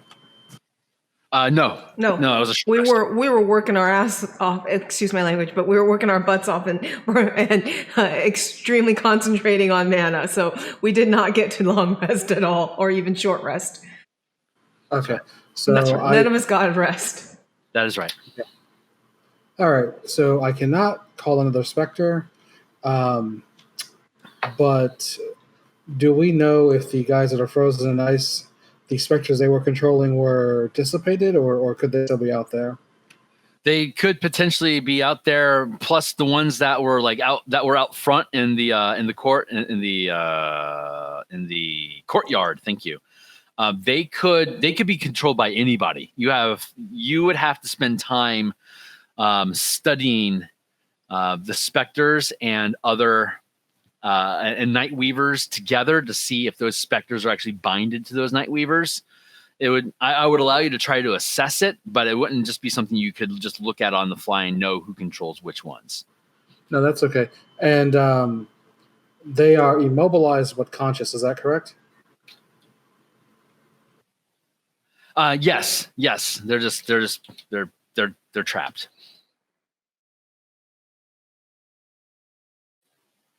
All right. Well, I don't want to split the party. I feel like I should move them from the conscious state to the unconscious or never conscious again state to avoid any future Night Weavers or Spectres. That's a very logical assessment. A very war veteran driven decision that they're completely trapped. It would just be it would be a round each just to kill them, basically coup de grace. There's no reason why I would delay your ability just to end them, considering they're completely encased and unable to actually do anything. Well, you see, I have this hammer, and they have these hits, and I will connect the two, and we'll resolve that, and I'll catch up with you guys.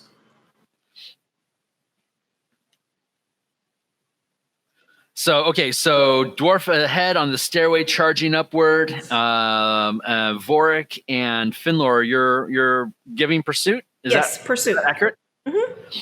Okay, dexterity saving throws for the three of you. Okay, that's I'm good at. Do I have Pally near me then?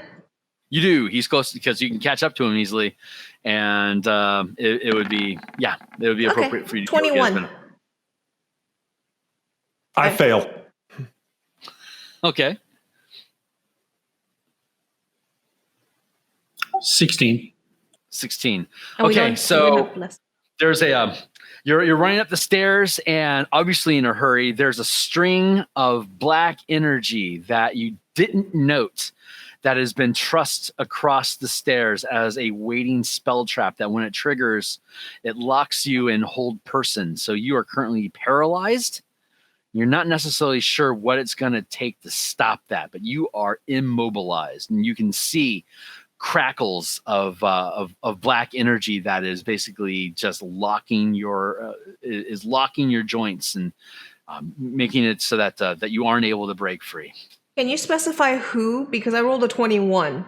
Dormidon specific. Okay. Yeah, he's the only one that failed the saving throw. He is the one that's being hit. You may have all been impacted by it, but everyone else's saving throw was good enough. That's what confuses me because I thought Brandon. Oh wait. Brandon said failed. Yeah. Yeah, he Okay. said Never failed. mind. Brandon is Dormidon. Yep, he's the Dwarven Paladin Dormidon. Sorry. No worries. You're doing great. Dormidon, however, like I said, he's caught in a black trap. And he can't move up the stairs any further. Do you guys want to leave him there and see if Simon is going to be able to help him when he catches up after playing whack-a-mole, or is that going to stop the whole lot of you while you figure this thing out? No, I'm going to just pick him up and keep going.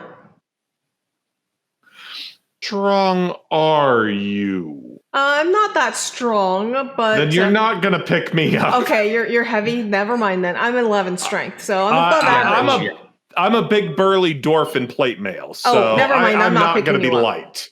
Okay, I'm not picking you up. Actually, what I'm going to do at that point is cast gaseous form on you and see if that fixes it. Ooh, neat idea. No, it doesn't. Okay. Does it give him at least another save? No, it because doesn't. Because he loses his corporeal form.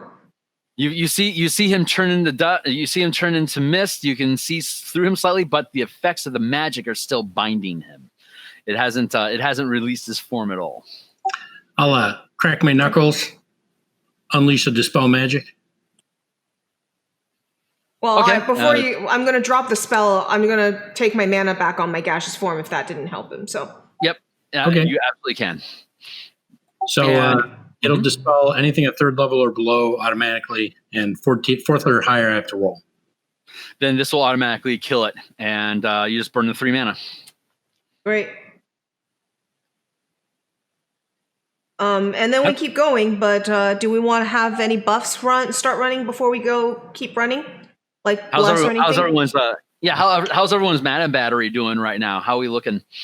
I'm okay. Not bad, but I don't cast a whole lot of pre-buffs, so definitely hurting. But I would have reinitialized my Shillelagh and my Exped when they wore out, and so right now my mana's okay, but I don't have that much mana to start with. Fair enough. If you do want to reactivate your buff spells, then obviously it's going to take a couple rounds for you to do that.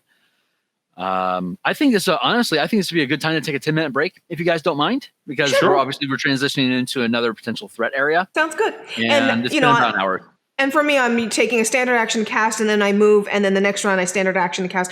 One of my spells is just a bonus action, so it doesn't even slow me down that much. Okay, so while he's doing the dispel magic, you'd be able to activate both Exactly. your action and the bonus action, so Yep. you're back up and running. And by the time the dwarf is taken care of, getting released from the black string trap, that would allow Simon to catch up at the back end, and the four of you can start kicking up the stairway when we are back. Awesome. I give Dorman a tisk, kind of a tisk look, like, dude, you're wasting my mana. Please pay attention to where you're going. Stairway leads to looks like it's a library. There are the just using theater of mind. The stairway comes up onto a landing, and then there are bookcases that go yonder, and there's bookcases go yonder. You can go forward, and there's turns that go to the left and to the right. It looks like a lot of the books have been knocked off of the shelves. There is a couple. It's I wouldn't call them display cases. They're like ice carvings that were designed to hold things. But whatever those things are, they're gone currently. And there's about 4 or 5 different displays that should have had stuff in there that aren't there. As you start moving into the environment, just books are scattered everywhere. You know, obviously, where the stairway you came up, and you reckon that going there's opportunity to go further up from here, but it's not immediately within your visual field. But going through the bookshelves that are flanking you, that create an artificial sort of hallway that then opens up into the larger room that has the displays where items should have been. Back wall has is like a layer of ice had been put in there, and then there was carvings that had picked away at it, depicting different perhaps heroes of the frozen heart from the past that have been basically fresco ice carved into the walls here, depicting different scenes of valor. And you can continue wandering off leftward to see what may be out of sight in the library in that direction, or you could deviate off to the right to see what lies in that direction. But when you get here, you're not being immediately threatened. You're not seeing any immediate targets either. So it looks like the guy that was running away gave you the slip for the second, and you've already hit a trap. I don't know how you guys want to proceed, but the most obvious options are left and right. Fenlor, you've been here before, right? But not up here. No.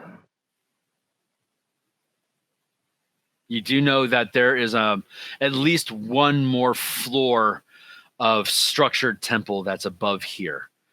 But you didn't have the opportunity to go there either. It's just you've seen it on a brighter day with more clear skies. It was the structure was pretty easy for you to tell that there's more upward to go from here. But you also didn't have the opportunity to go out the back or anything. Okay. So you're not sure any where there may be different egresses, though it looks like both to the left and the right. For the containers that you were just mentioning, I'd like to take a look at them, see if they were ransacked, looted, emptied out recently. Because if it was liquid, for example, it would still be damp. It would still have some drops of water in it, or drops of liquid in it. Certain types of materials will leave certain temperature holds, and so if it's colder or warmer than usual, stuff like that. So see if the containers had stuff in it recently. By the way, I sent into Discord a term correction because I realized I had the terms mixed up in my mind, but I sent it to you guys so that you guys can excuse me. But yeah, so I want to take a look at those containers. Okay, you can tell just offhand that they were rough handled. There would be open cases that there's like doors or anything like that, but it's like pillars, and then the pillars are molded ice. The shapes that each of these pillars have is as though it were like it's a carving of a winter wave, like it's cresting up. It's It's just artistry. It's really nice ice sculpting because the whole place is super cold. So this ice sculpture is like almost like hands that would hold something, but there's different pieces that have been chipped off. One of them's partially caved in. One of them is just flat out knocked over. So whatever objects were in there, it was obviously rough ransacked, which kind of reflects the general nature of the library overall. There's just books are just being it's like a kid just ran down and just knocked off a stack of books on the library shelves. That's how a lot of this looks. There's more, and there's more shelves off to the left and right as well. But what do you want to do? So I'll cast about quickly with survival, see if we can see any tracks. Blood or, like, I don't know, footprints in the snow. don't hear you, Brandon. Oh, yeah. That's similar to my plan. I'm looking for, like you just talked about, books being knocked off and such, which way it looks like they might have run away. I'm quite certain they didn't spend a whole lot of time here. Yeah. I was going to use books to try and track as well the disarray, because there should be a flow to the disarray. That makes sense to me. Dave, do you have any other counter activities? Along for the ride? Yeah, so I think we see what's strewn on the ground and what's still in the shelves. Can I try and see if there's anything, like if there's an order, like a library, like, Dewey Decimal System or whatever, is there any way to kind of detect what might be missing? Like, oh, here's evocation, here's necromancy. Clearly there's like books on transmutation that should be in the middle that's not there, something like that. I hear what you're saying. Sure. Let's see. Let's give it. We'll do for Simon. Go ahead and use either intelligence or a wisdom roll, which would be a d20 plus whatever your modifier is for, and then you get to choose wisdom or intelligence for you to see how quickly you can assess what you're looking at. If there's a skill that you may have you think could apply, I'm certainly open to you using it. It just becomes your own description that you would have to use as to why you're using that skill. And then for the rest of y'all that are doing tracking, I would say that I would give advantage. Someone can make the roll. Someone can use advantage to make that a better roll. And then there's three of you. If somebody has some sort of a bonus boost or ability that you could provide an additional statistical bonus to on top of advantage, I'd allow the three of you to work together. Otherwise, I don't see a sense to have multiple investigation rolls. This is how I normally conduct my lunchtime. Have everybody figure out what they want to do. The team at this point, after a year and a half, just reflexively goes, I'm going to do this. I'm going to do this. I'm going to do this. And then they all basically as a team make a decision about what they want to attack narratively, one thing at a time, so that you're always moving through these different turns. So, but in this instance, you got bookshelves going on, which is coincidentally enough would be sensibly like an investigation. But the rest of the team, it would be either an intelligence roll for you. No, it'd be an intelligence roll. That makes the most sense. And if you want to use an investigation or a different skill, that's up to whomever is making the roll. Well, I'll be assisting, so somebody gets advantage from me, but I'm not going to be a primary roller. Okay. I'm trained in it, but I'm not like a master of it, nor is it like my thing. But I will offer guidance to whomever's going to make the roll. So I will also be taking advantage. And what's that? That's going to be you. Okay. So I'll roll my survival check. Did we say for looking for tracks? It could be survival or it could be if survival. Yeah, survival is a skill that you could use. You could also use investigation. Take your pick. But it's going to be an intelligence roll regardless. It's just whichever skill you want to apply to that roll that you can justify using, and you could certainly do survival. Well, my character is definitely not book learned. Everything came easy to him. So there's guidance, which is going to be the extra D4. There's going to be advantage on the roll, and whomever is going to do it using your intelligence.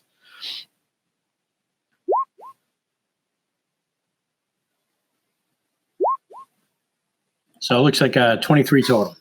That's really good. And Dave, what did Simon get? I don't think that's a 23 because you rolled advantage, so you had a 9 or an 8. So 9 plus 4 is 13, plus the 2 on the D4 is 15, right? Correct. Brandon's correct. Okay, thanks. Don't forget you can do KH to keep highest. So therefore you're not getting both those D20s. So you would do slash roll space one space 2D20 KH1.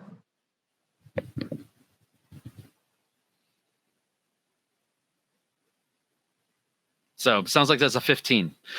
Yeah, roll 20 probably took the 2 20-sided dice, added them, and then applied the bonuses and gave you a far. That's exactly what it did because he didn't code it with keep highest. How about you, Dave? Simon, what did Simon get for his look-sees at the books? I had a 16. 16. And I used intelligence plus investigate. Nice. Okay.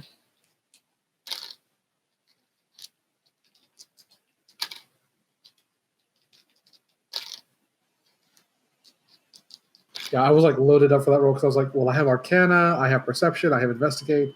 This is what we're doing. Excellent. Good decision. Okay, so the tracks, stomping on books. There was battling that occurred on this floor, and the flow of bloodshed that is moving through this space takes you off to the right. But there's also a lot of activity that happened off to the left. You can just tell just by glancing down that way without having to pursue it that they were tearing along. They were knocking books off of the various bookshelves, but they were also cutting along the walls. And you can tell off to the left that they found, during all this cutting, they found a space that they then carved out like a safe box, and you can see paperwork and coins that are scattered on the floor in front of that. Off to the right, there's more bloodshed, and then that curls around, and you can see that there's a stairway that is leading upward. There's maybe out of the immediate view of here, once you go around the corner, there's about 6 dead monks. When you go around the corner to the left and you see the discovered hidden safe box, there's 5 dead monks in front of that. You haven't seen any of the dead night weavers. If there are any dead, they're being policed differently than the dead of the frozen monks. It looks like frozen monks are just being left where they hit. Mm-hmm. So that means that either every night weaver survived the initial hit, or they're doing something different with those bodies other than just leaving them laying around. Which I guess if they have that brotherhood sort of mentality, like we were looking at in the first episode, that might make sense that they aren't just casting them aside, but. Both Simon and Simon and Finlor, with your familiarity with either different mercenary organizations or different monk monk temples, these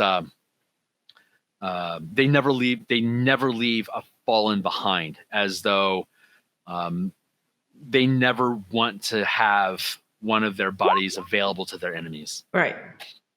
Okay. So there you go. You've got the 2 choices, left or right. Left goes off to something getting safe box getting ransacked. Off to the right goes further upstairs. But from where you're at right now, you'd have to explore the space, and you'd have to take up more time exploring the larger space for me to flesh out all the geography of this level of the temple.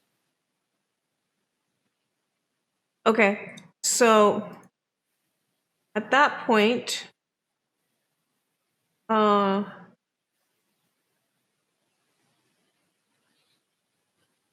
am going to. How bad is the wind and the buffeting going at this point? When you off to the left, Because we're in we open up into the air, right? We're no longer inside buildings. it's still inside buildings. I thought you said there was no rooftop over us, basically. In the downstairs out front in the temple, there's no roof. Okay. When you move up into this space and there's stairway, I can see why we'd have that misinterpretation. Thank you. But yeah, this is an enclosed book space, so it is definitely not exposed to the elements. But off to the left, there is indications of natural light. And then off to the right, obviously you've got a ceiling above you, and when you go to the right, after a couple bookshelves, there's a stairway there, and there's dead monks leading to it, and that goes upstairs also into what looks like a better lit space than this is. Okay. Then, looking at my skills, I don't have much that can help, unfortunately, other than continue the way that we thought we could find something. Do we know which way would be going up to well, we were just at the crystal where we were supposed to save, right? That's where we did that last fight? That in the information that we lost because of the technical difficulties is when you first spied the stone, it is white. It has some sort of... It's the decoy. It's a decoy. Okay, it's so... It's expensive as hell. Any rogue would immediately beeline to that thing. But it does not match what imagery Dwarmenden has of what he's supposed to be looking for. Yeah. Okay. So, do we have an idea of where in the building it might be based on the information that we have as a team, the various people? Like, maybe Dwarmenden might have, a sense of the direction since he literally got a vision? When you first approached the temple, and this information was also lost in the session. When you first approached the temple, the highest reaches of the temple towards the branch tops, there was the top of that structure had windows with blue light emanating from them. Then I say we head that direction. We start basically, whichever path will take us to that highest point is what we follow. That's my vote. Sounds great. That would be the stairway off to the right. Then we take the stairway to the right. We follow every path that can take us up to that point. Okay. Watch for traps. How would you do that? Well, maybe I'll let him go first. Maybe we should get a bless so that way we at least get saves on traps. I can get 3 of us, I believe.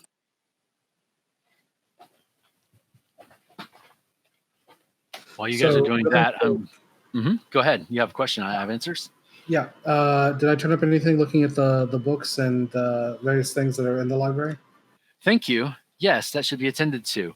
It looks like most of the books that are at this entry point are historical, like records, stories, more common knowledge information. Just off of just off the titles that you're looking at, it's like War of the Frozen Heart, 3rd through 6th century, is like one of the books that you see, and there's a bunch of those. There's a lot of chronicling that these monks apparently got into about the history of their about their own the history of the Frozen Heart, the history of this area. There's actually a lot of information about different temples, and offhand, Finlor would be able to tell you that those because different temples will cross connect, and they'll have missionaries that go, like I talked about in the first session. They'll go and they'll hang out and they'll learn stuff. They'll share what they're discovering, if there's new techniques that are discovered, or if there's new things that monks in general may be interested in. There's kind of this network of sharing that happens between friendlies, and there's a lot of information about different organizations that are scattered around. But it looks like any of the books that were before 200 years ago, it looks like most of that information seems like that, like the timeline on stuff. There's like a 500-year gap from 200 years ago and further back. A lot of these books that you're seeing scattered around are matching the stacks of books that you found in unfortunately the material that we lost, but when you snuck in through the back and from below, and you found the guy, the Night Weaver that was interrogating the master of this temple.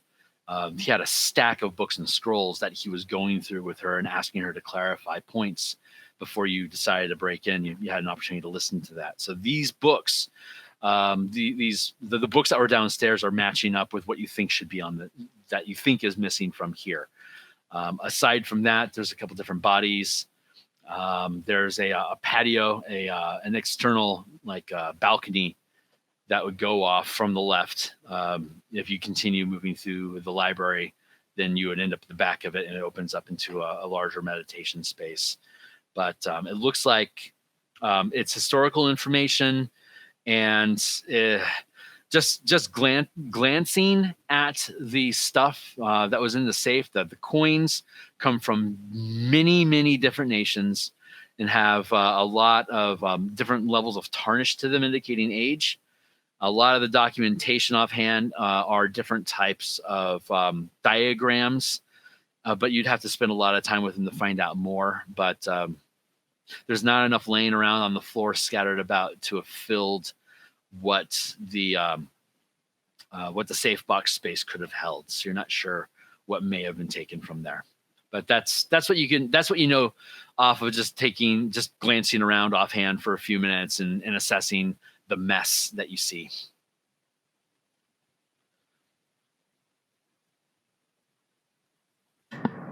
I think it's important that we don't dally. That we move relatively quickly. Thought. So I'll keep moving. If somebody stops to look around, I'm just going to keep moving and following, the path up to the highest point. Okay. And I will cast Bless for everybody. Excellent. And you're charging up the stairs. Give me a dexterity saving throw. What is everybody? All of you. No. Murray just cast a spell, but before it was only hitting 3 people, so I'm not certain who everybody is. Everybody's everybody. He doubled down on it. So as we're moving, I would definitely advise that we have people broken up. And since I've been criticized, I will allow other people to go first. I'll go just first. Bring up the rear. I can go first. Excellent. Yeah, go ahead and throw out dexterity. I did 29. 29 is really good.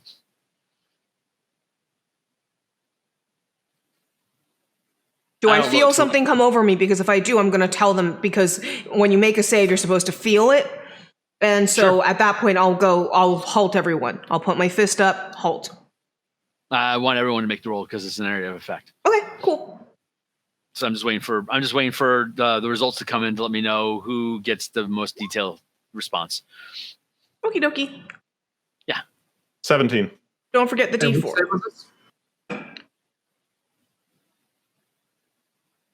This was dexterity, right?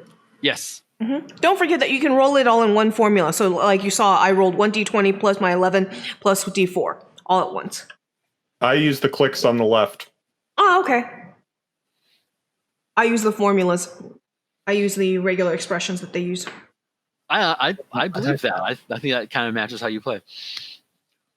Don't forget, you might have advantage on, or not advantage, but you might have proficiency in dex saves if your class has it. Yep, I do. That's why I have a plus 11, including my including the monk, the paladin thing that I'm getting. So, yep. What paladin thing are we getting? The plus 5 to our saves because we're in the paladin aura. Apparently, I was trying to give us a pretty big break, but we're all getting hit. So I think that we are still in the same territory. Oh, well, that brings my save up quite a bit to 16 then. Yeah, I got a 29. 16, 29, and the other two results equal blank? 17. 17. And what do you He's mean got 21 on the 21. in roll 20, so. Okay. 26 because I forgot your plus 5.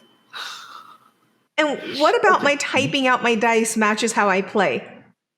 Typing out the formula.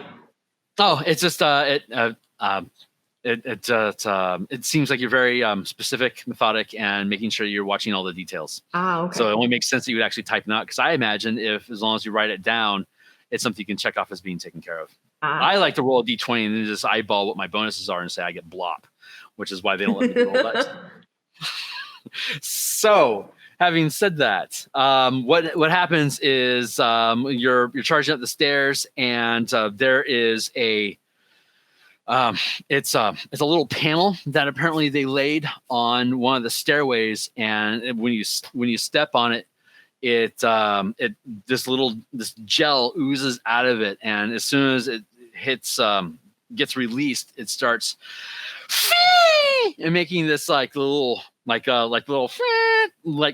party blower things, but a really high pitch, and can obviously be heard from pretty far away. Other than that, there's no damage. It just seems like they made a noise trap to let people know that you're on the way.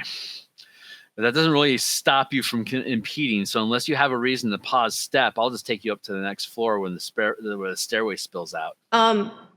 Actually, at that point, since we know that they are expecting us, is there going... Can you describe the area that this is happening? Because I'm wondering if we have an alternate entrance venue at this point for any of us. Very fair. So the stairway hugs the trunk of the tree for support, and in this particular instance, it acts as a spiral stairway. Are we inside or outside at that point then? You are facing toward. If you were to tear through the wall, you could jump out and free fall into the snow. But it's an internal space. Okay. There's more. There's light. There's more.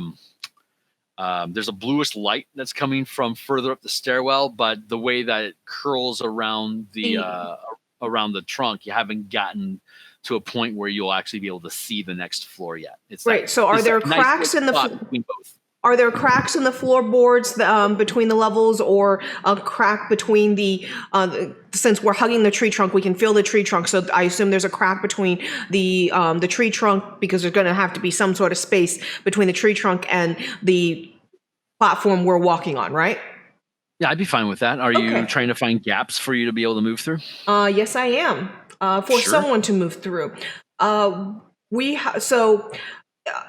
From what I've seen, we have two people that are really good by themselves. That's me, and that is Murray, right? No, not me. I'm not good by myself. I'm sport.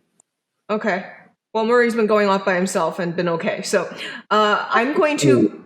When did Murray go off by himself? Oh, earlier he split. Oh no, that was Dwarmidon that moved away. Sorry. For some reason. Why do you have no clue who I'm playing this week? Because it's not being written down. I don't know. I'm sorry, Brandon. I guess it's because Mikey's not sitting between you and you and Murray. Is that a good joke? Okay. So Brandon, do you want the gaseous form, or should I pop it on myself? Because you're a good solo as well. I don't care. Okay. What's the plan? It's your magic. I'd say, why don't you do it if you're trying to? Okay. I'm okay walking up, and if they're gonna concentrate fire on the person that goes through the door, I'm okay with being that person. Okay. I will gaseous form, and I will pop up, so that way, I'll start floating up, and I'll at that point pincer in from a different from a different position than when they burst through the door. Okay, that makes sense to me. So the team is going to proceed up the stairway, but you're taking gaseous form gap to get onto the floor ahead of them, and hopefully have an opportunity to assess and flank, so that you're pinching them between the top of the stairway and wherever you're coming from. Is that correct? That an accurate assessment?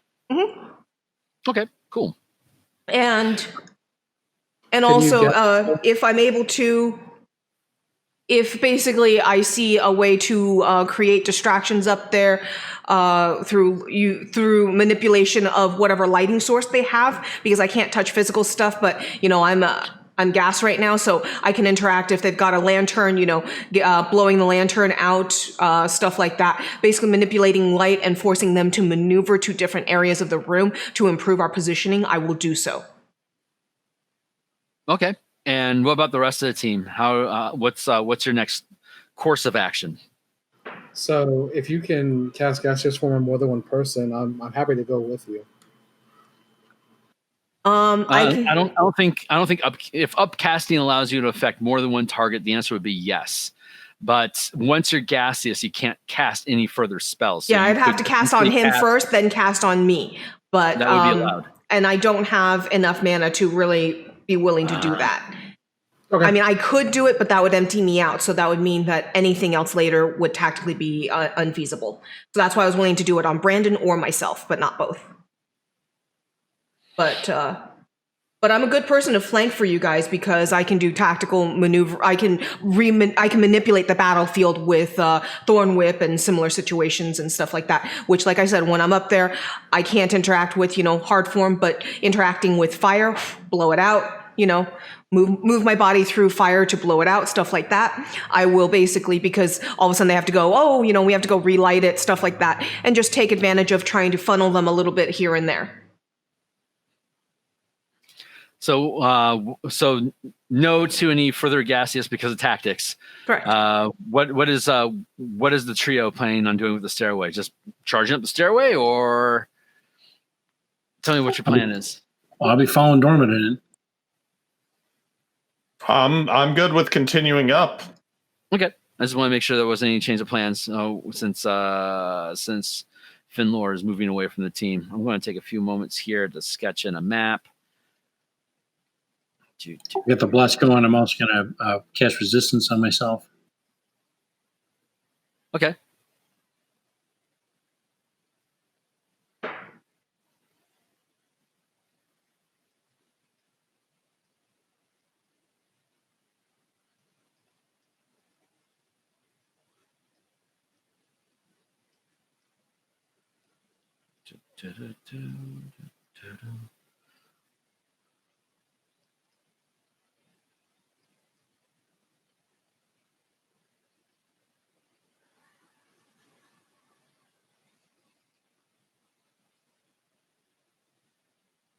That's the worst. Okay, so let's see. When let's grab your characters here. Crappiest map ever. Grab you all. Use the right tool. Simon, Finlor, got Vorik, and I've grabbed Dormaden, bring him back to the fold. Here,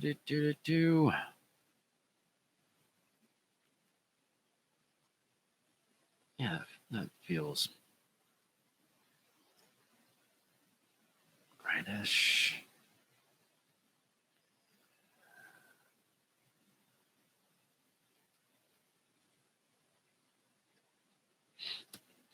Okay, so getting that out of the way. Come back to here, and I'll grab the little area token thing there for teamwork. Okay, so yeah, there's abundant seams and cracks that gaseous form would allow you to slide through. This is a out here to the furthest left. That is external balcony space that is underneath a canopy of frozen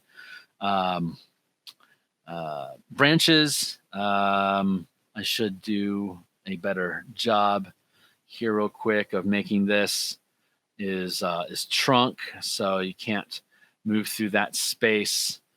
There is there's one door out here. So you come up the stairs. It has like this antechamber space, and then you immediately make way around the stairway that leads to either further outside here or goes to a little. This is an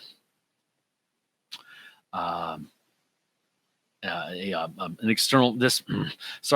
All of this space here and here and here is internal. And then this is outside. We're not seeing that. Let me go and move. Yes, over. we are. No, my thing wasn't moved. Normally, when he moves Gotcha. us, I get moved, and I didn't. So sorry. Okay. So you got pinged there. So we're seeing here's a horrible looking trunk, and here's the stairway that comes up to the top here, and Here, this is all an internal like building type space, but it opens up to an exterior space here. And once you come around here, this is all exterior, and this is exterior as well. And it's asymmetrical, so that it's if you were to come out onto this balcony walking around, then you'd see the top of the library space that you were above. You'd be above that. So like you could jump from here down to the roof of the balcony of the library, and then move forward to the front over here and be able to take shots at people. And then you can climb up this balcony here. So the people that were attacking you from above downstairs would have been able to do so from this balcony up here and here. But when you get to the top of the stairway, you can hear a chanting coming from back yonder. And there is streaks of blue light coming from the hallway here. And your gaseous form, you can slide through these gaps. You can see through these minute gaps that there's blue light emanating from this direction as well. So somewhere out here in this direction, there is considerable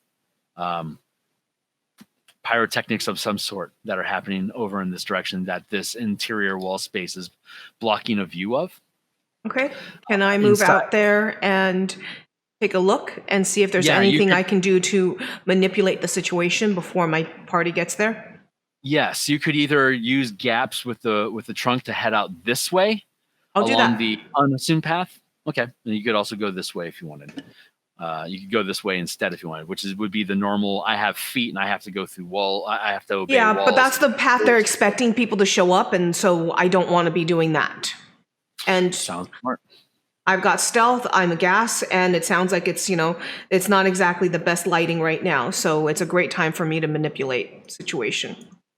So. Okay, it sounds fantastic. And so you'll have, we'll call this first round that the team hits the top of the stairs. You see this environment and you decide to move in this direction.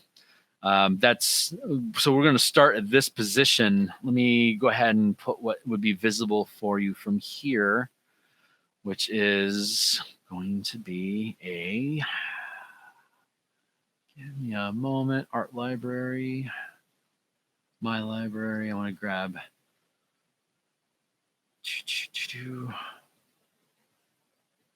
there we are. That's good. Okay. So let's describe this. Let's describe that exterior space, since that's more interesting offhand. One thing that you notice is there is a goblin wreathed in flame that has its back to you. That is in the middle of some sort of a chanting a ritual. Okay. He's doing this. There is a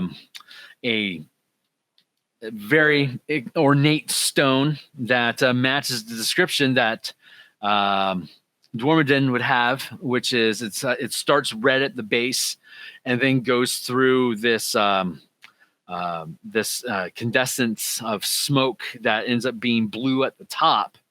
And whatever ritual he has it sitting in this chalked out pattern of it's a complicated sigil that he has different colored rocks at 7 different points on the sigil around it, with this stone in the middle. The frozen heart is actually in the middle of it. And there's currently a small flame that is emanating from the rock. And it's casting a weird from the top of the stone where it turns blue. The fire coming out of it is casting off a radiant blue light. You can tell there is some mooks over here that look like they are keeping eye on anyone that might try to come through that door. And there are spirits with them.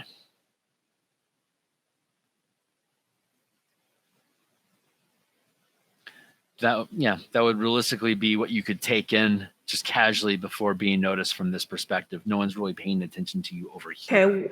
What are they using for light sources? Because between the weather and the time of day, it's getting dim. So are they using anything for light sources? the ritual that's happening here with the frozen heart is so bright that you could see the eminence of the blue light Okay. from the front of the temple coming in. Cool. So this is actually incredibly bright in here. It's lighting. It's actually really neat because all the icicles and ice that's locked up in the willow branches that are creating the canopy for this are all being hit by this incandescence and is creating all these little prism effects. It would be under better circumstances, it would be gorgeous, especially during sunset. But yes, that's where we are at. Team, you can hear hitting the stairway heading up. You can hear that there is a some sort of a ritual being chanted in this scrapey, goblin-y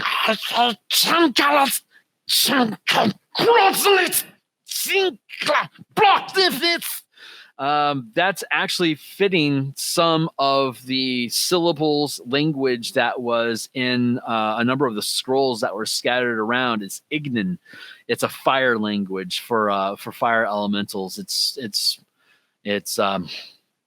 I believe that is something that between the sorcerer and the monk would understand. The monk being a monk of the four elements, I think you would know a bit about the different languages offhand. And you were asking about the material down below. They have exotic fire-related elements that are performed in the fire elemental language of Ignan, which this dwarf, this goblin appears to be fluent in speaking. Okay. But he's shouting it loud enough that it's easily heard from the stairway, and you know the general direction that you would need to head to go in that way, which is to the right, the only path that you have to go. But I don't know how your team wants to proceed.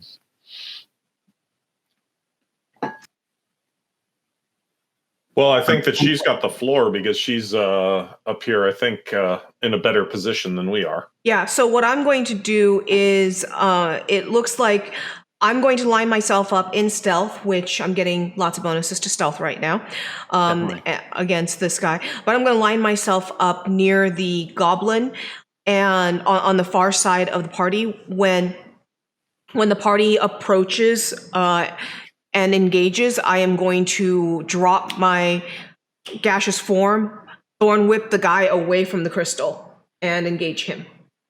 Is where you're sitting on the screen, is that approximately where you'd want to be in position to do this? Or no, I'd be like here. Okay. 10 feet Excellent. away, easy to pull him and easy to hide. So, because I'm behind him, I'm going to make sure that I'm, behind him. I'm on the far side from everything else, etc. So, yeah, I'm ready for them to approach, and I can pull on the caster. Fantastic. That sounds fantastic. Rest of the team, top of the stairs. How do you want to move? So you were saying that does look like the crystal that I was told about? Yes. I mean, obviously you can't see it from where you're at because there's walls in the way, but It's been a week since you first got the mission dropped into your head for the boat to get you there. Having a conversation about the stone is obviously going to be part of the background material. I think everyone would be able to recognize the stone offhand if they saw it. So I just made the assumption and shared the data. And so I'm going to try and move up to this goblin creature that's there and pop him with a sword. Okay, so this is an enclosed space, so you would need to make your way around. Like you'd have to come around like this and then go along this pathway there. It's a very narrowed space. You could try tearing down one of these walls. Sure, I'll move up. I'll bonus action for a Misty Step, and then I will go ahead and swing at him. Wow, okay. Okay, so I think you could realistically get to here, and then you could realistically move Misty Step. Hold on. No. Misty Step is teleportation. So why couldn't I move up to here and then simply Misty Step to here? This is an enclosed space, so this is interior. The only path for you to be able to see exterior is to go around here through this wall. And Misty Step does require line of sight to some degree. So you could walk to here, identify that there's a threat ahead, and Misty Step past them. I don't see the goblin then, though. No, is what you're saying. I'm the only one that sees the goblin. No, I have no chance. So I'll move up to engage the bad guys that we're aware of. Okay. Sorry, the lack of professionalism in my mapping in this circumstance is creating false data. So I would apologize, but this is like the level of quality that I do everything. Because I don't have an audience. Don't sell yourself short on that because your product is wonderful. Well, I'm not selling maps today. Everyone can be happy right. about that. No, I really like this mana system, and it allows my monk to do some things that I feel make it more of the type of monk that I want to be able to create in D&D that is not available in D&D. So yeah, I'm working on a book about those. It's going to take a while though. But monk options using mana is really cool. Okay, so you're advancing so you can engage the team. Vorik and Simon, are you following suit, or do you have specific actions that you want to try to take? I mean, you all see that Finlor goes through the cracks in the wall along the trunk to get more recon and more angle, but that's there's no indication that he's coming back anytime soon. So, Okay, I want to clarify something. yeah. So, once we step out, if I were to head here, I'm just going to tap it on the map and see if that's a viable location. Well, if the plan was for them to wait for me for a couple seconds, I would have totally gone back. And because while I can't interact, I can certainly come back out, and I will at that point pantomime some things. So I'll come back down. I'll pantomime. I believe the plan was that you were just going a different way to try and gain tactical advantage. Cool. That sounds great. I never heard anything about wait because we don't know what happens to you. Exactly. So that's my intention as well, was that I was just going to go get another tactical advantage, because in this situation I don't see the time to really recon. So I was going to gain us advantage on this. Okay. How are you going to play it? I'm totally cool with it. I have a hard time not saying, you can go back and reconsider that, because as I'm providing more information to you and you haven't actually declared what you want to do, it all sounds good until you need those clarifications. So if you guys are still solid with what we're doing, that's cool with me. The plan was I go in to get us advantage because we were all concerned on time. So okay. I'm not gonna recon and come back. Okay, sounds fair. Dave, you had a question. You wanted a clarification? How can I help? Yeah, so did you see where I placed Simon for a second? Yeah, I see where you have placed Simon. Well, here, let me move him again because I put him back. So that area where he is now, is that raised above? Like, could I see the different people in the area from there, or no? No, you would not. This area, using Simon, this is outside. This is a balcony. That is probably how the previous topside snipers were hitting you, and then they came back into the structure from this direction. This is now indoors, and this is indoors, and then this is where outdoors begin again. So this from here to here to here to here is an indoor structure with a roof. And everything else around it is basically balcony. Right. I guess what I was thinking is, like, I thought the balcony to the right was raised. And potentially like on par with the roof of the other building. Gotcha. So, okay. We're already above. So the stairway leading up would have, like, you could jump off this balcony and like 5 feet drop gets you onto the roof of the library, which is to the south. So you're effectively on the roof of the library, but it's, a stairway, and it's like a house. So does that clarify that for you? Yeah, oh, no, that's fine. So my plan, I guess, is just to stay behind Wormadin and provide support.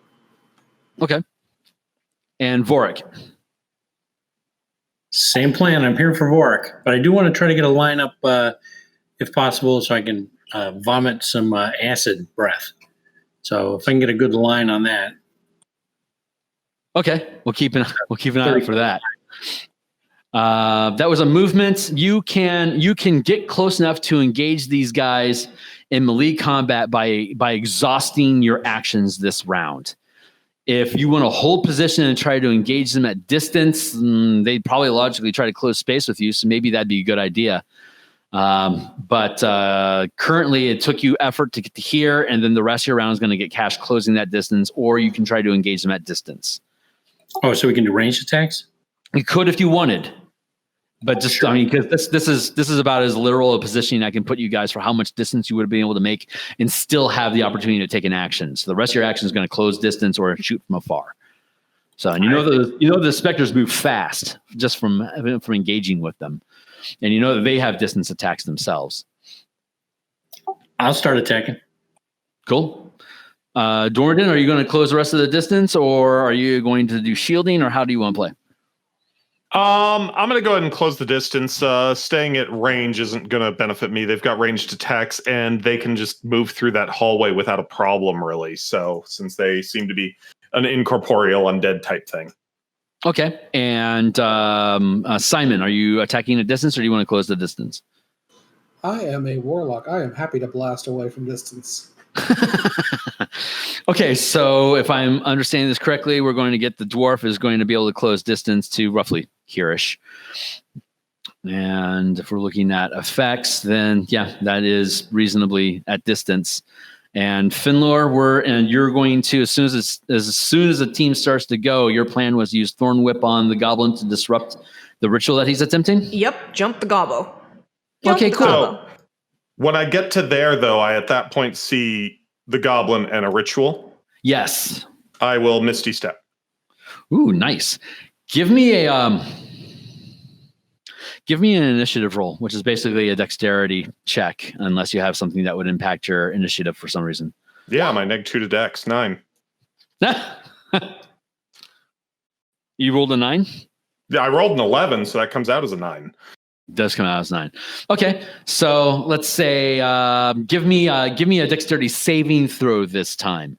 There's another magical trap that just doesn't seem like you get to see it unless you look for it first, but you find it when you trip it. It's just a band of magic that has no physical presence, but when you break it like a tripwire, like a laser tripwire, it triggers. And it's the same hold person effect. So if you fail the saving throw, you won't be able to Misty Step. Sure. That's a fail. My question here is, if it's a dexterity saving throw, I follow that, but I'm not certain why gaseous form wouldn't help get you out of that, because, and part of this I don't know 5th edition very well, but a dex saving throw would be me avoiding something that's going to, paralyze me through physical restraint. Yep, where the normal will save for a hold person is because it attacks your spiritual person and such. Yeah, that makes sense. Did I have you do a dexterity check to try to wriggle free of the trap? Because you made us all roll dex saves on hold person, and then told me gaseous form wouldn't fix it. Which that's just what I'm wondering about. And hold person is normally, according to core rules, it would be it should be, I would think, a will save. Yeah, it's a wisdom saving throw normally, still in 5th edition, but. So if it's a will save, if it's the wisdom save, then it's then the gaseous form shouldn't work. But my gaseous form didn't work on him when it was a dex save either earlier. So right, because he was already trapped in the spell, so gaseous form wouldn't correct it. He's still affected by the Dwemer. The reason I used dexterity instead of a willpower save is because I was just simply checking to see if you would be able to notice the tripwire as a group before it triggered. So I gave you all the opportunity to have a dexterity save, and those that failed it are being hit by the trap. So, and that's the same circumstance here, that you're the only one that's within range of the effect to be impacted by it. I maybe could have used wisdom instead, but normally when I do tripwires, I just think dexterity. So that's why I want. Don't forget your D4 for your saving throw, Brandon. Ooh. I rolled a 1. Oh, okay. So that will lock you in hold. And just it's not a big deal. Well, the only reason it's being brought up is because we're playing around with an alternative magic system. So otherwise, just we wouldn't bother bringing it up.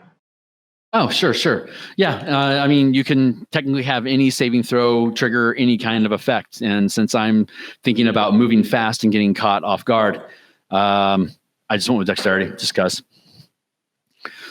But so that's a lock on the spell that is going to prevent you from being able to move until it's that magical Dwemer is disrupted. And we have people that are making attacks from afar and Thorn Whip. So Whoever wants to resolve, go right ahead, please. Okay. Let's do Thorn Whip.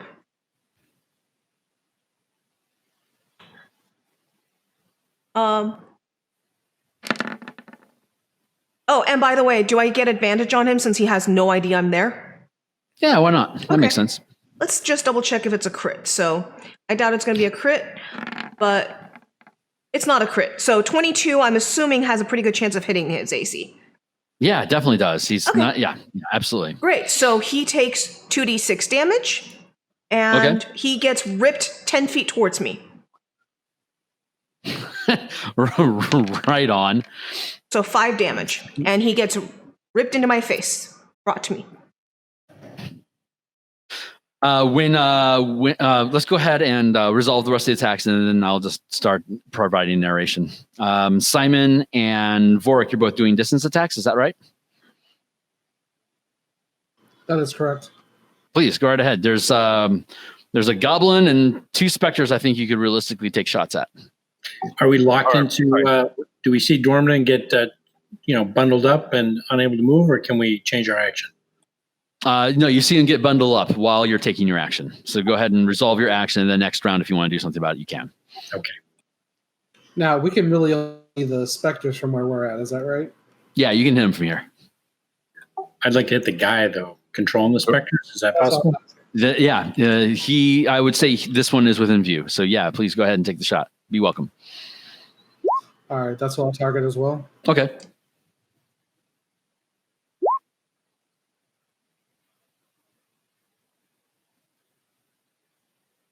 So I have a 19 with the firebolt and a 14 with the spiritual weapon. Okay, the 19 will hit.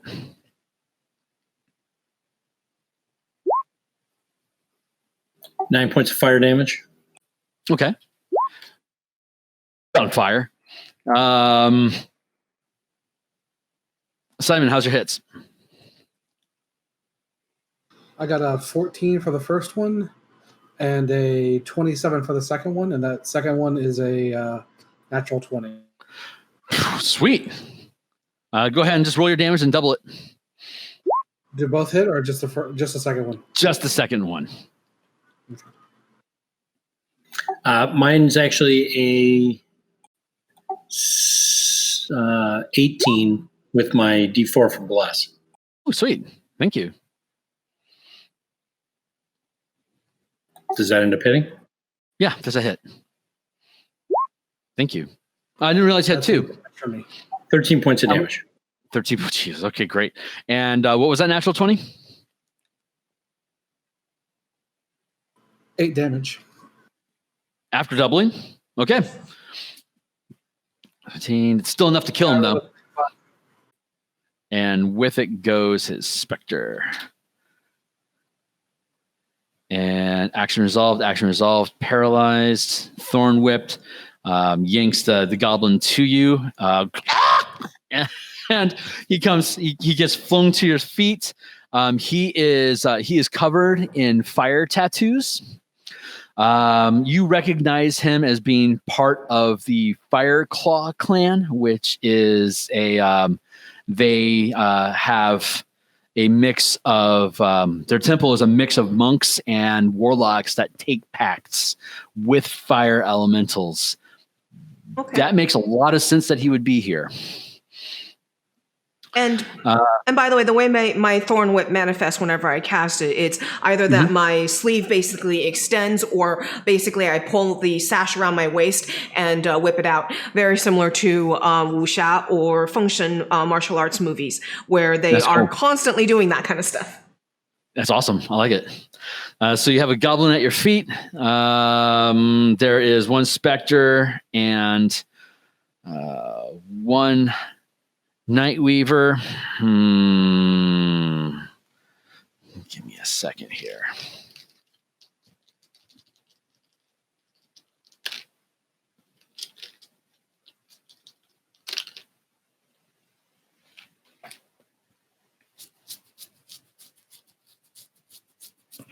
Let's see. Simon, give me a armor class. The Spectre has been commanded to attack you. And at the same time, this Nightweaver, he literally jumps off the balcony, free falling into the distant night.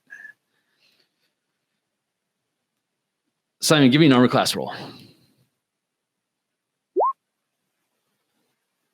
That is a 13. A 13. That is going to give me a Constitution saving throw to see if the damage you're going to take is going to drain life from you or simply just be hit point damage.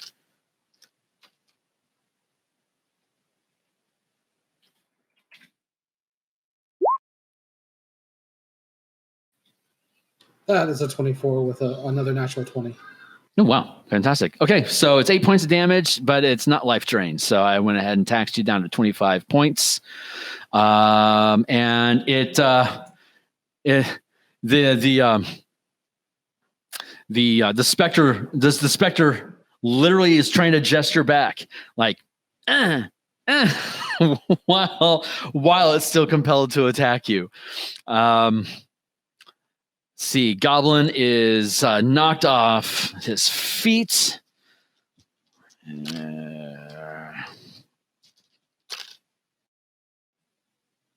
Finlor, give me a dexterity saving throw. While he's on his back, he touches his thumbs together, and a gout of fire comes out, hitting you and the walls and area around you. Sure.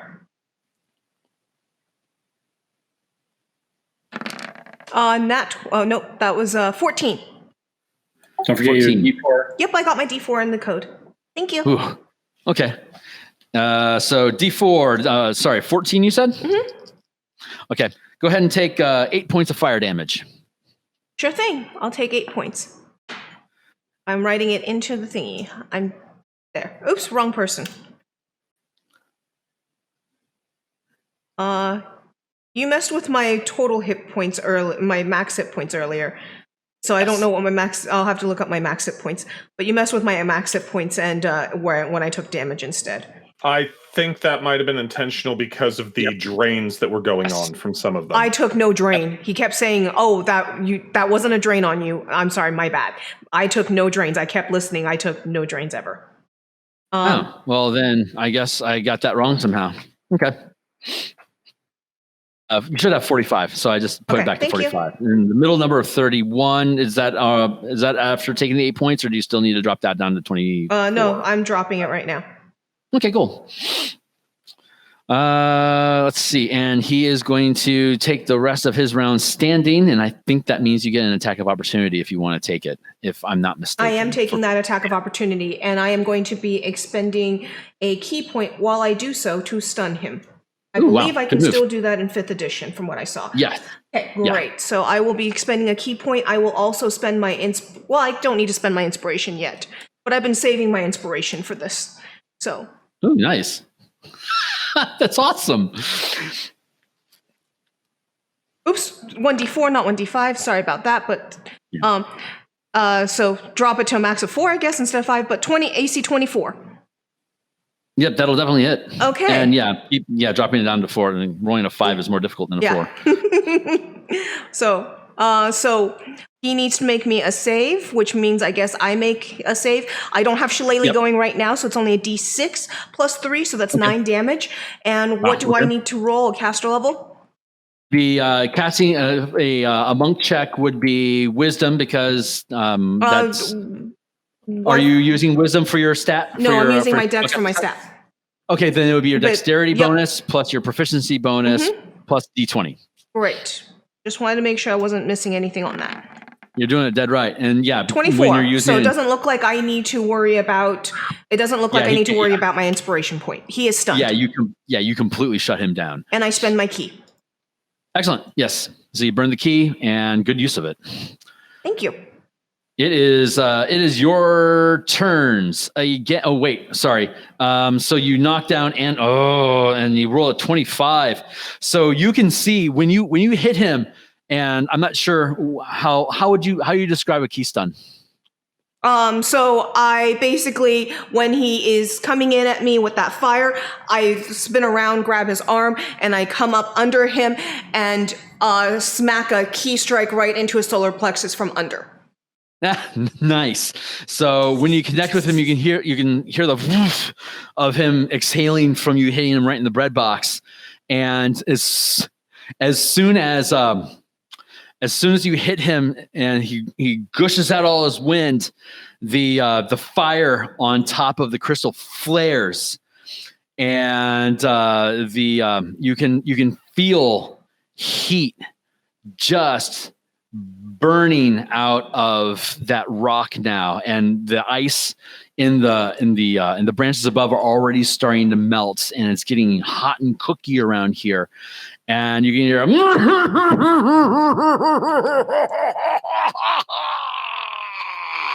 coming from the depths of the stone. Your actions. You've got a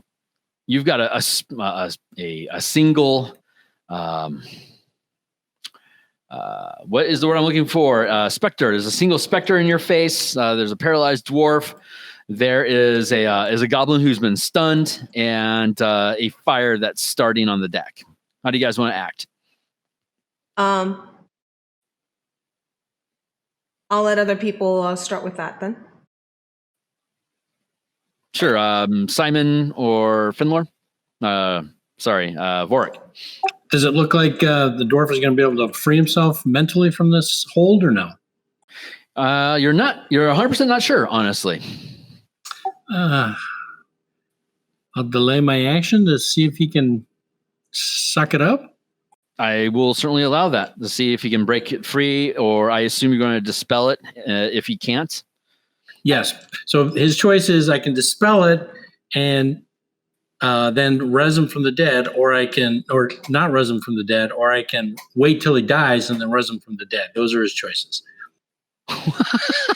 You're expecting him to die shortly? Is that basically the assessment we have here? Coup de grace. I'm just saying I don't have much mana left. So basically it's dispel or revivify. Those are my two options. That's fantastic. Simon, what are you planning on doing?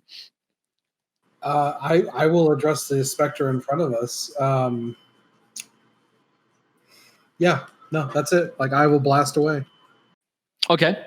And Paladin, you are welcome to do wisdom saving throw to see if you can break free of the effect. Okay.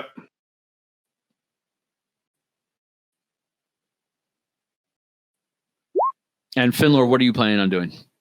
I am going to keep smacking this guy, beat this guy to a pulp. I'm going to start with. Wondering if I want to start with a shillelagh. Let me go double check the spell. I believe it's an action, so I don't know that I want to waste it right now. Oh wait, no, shillelagh's bonus action, isn't it? Haha. Let me double check. Shillelagh bonus action. Yep, quick bonus action shillelagh, and then beat the snot out of this guy. Smash 9. Okay, cool. All y'all make your rolls. Okay. 24 on a wisdom save. Okay, that'll pop you free. Is that an action? It is your action for the round to it's you can start at the beginning of the round to do a saving throw, and you're successful, so you get your action. Okay. So what does stun do in 5th edition? Because my target's currently stunned, so I'd like to know if I need to calculate any bonuses into my stuff. I believe it gives you. I believe he doesn't get any kind of reaction. I think he can't move. I don't think he can take an action. Okay. And just off the top of my head, I'd say that gives you advantage. Okay, sure thing. I don't know if that's right or not, but I mean, I'm just DMing here, so why not? Okay, so the first one's going to be an AC of the first one at that point is going to be an AC of 21 instead of the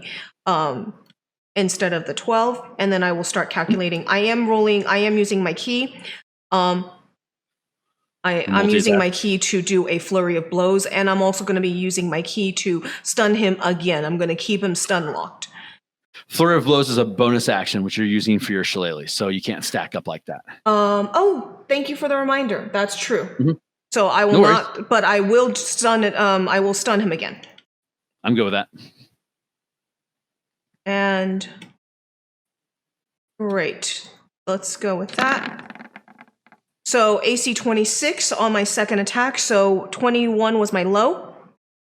And let's Okay. roll my caster level.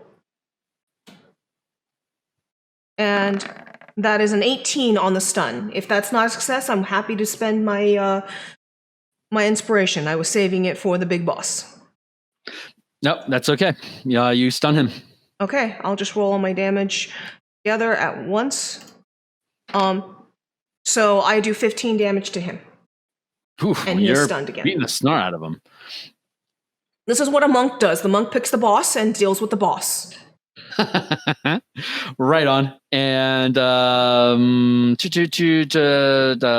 Simon, go ahead and end the Spectre if you can hit it. So I had a 19 and a 24. Those are both hits. So that's 3 and 4 damage. Okay. You tear off a piece of its essence, but it's still morose to continue attacking you next round. Vorik, you held action to see if Dormadin would break free from the spell, which he's successfully done so. How do you want to use your action? Well, I'll try to help Simon out with my spiritual weapon and firebolts. Would that work? Yeah, that sounds fantastic. Go for it.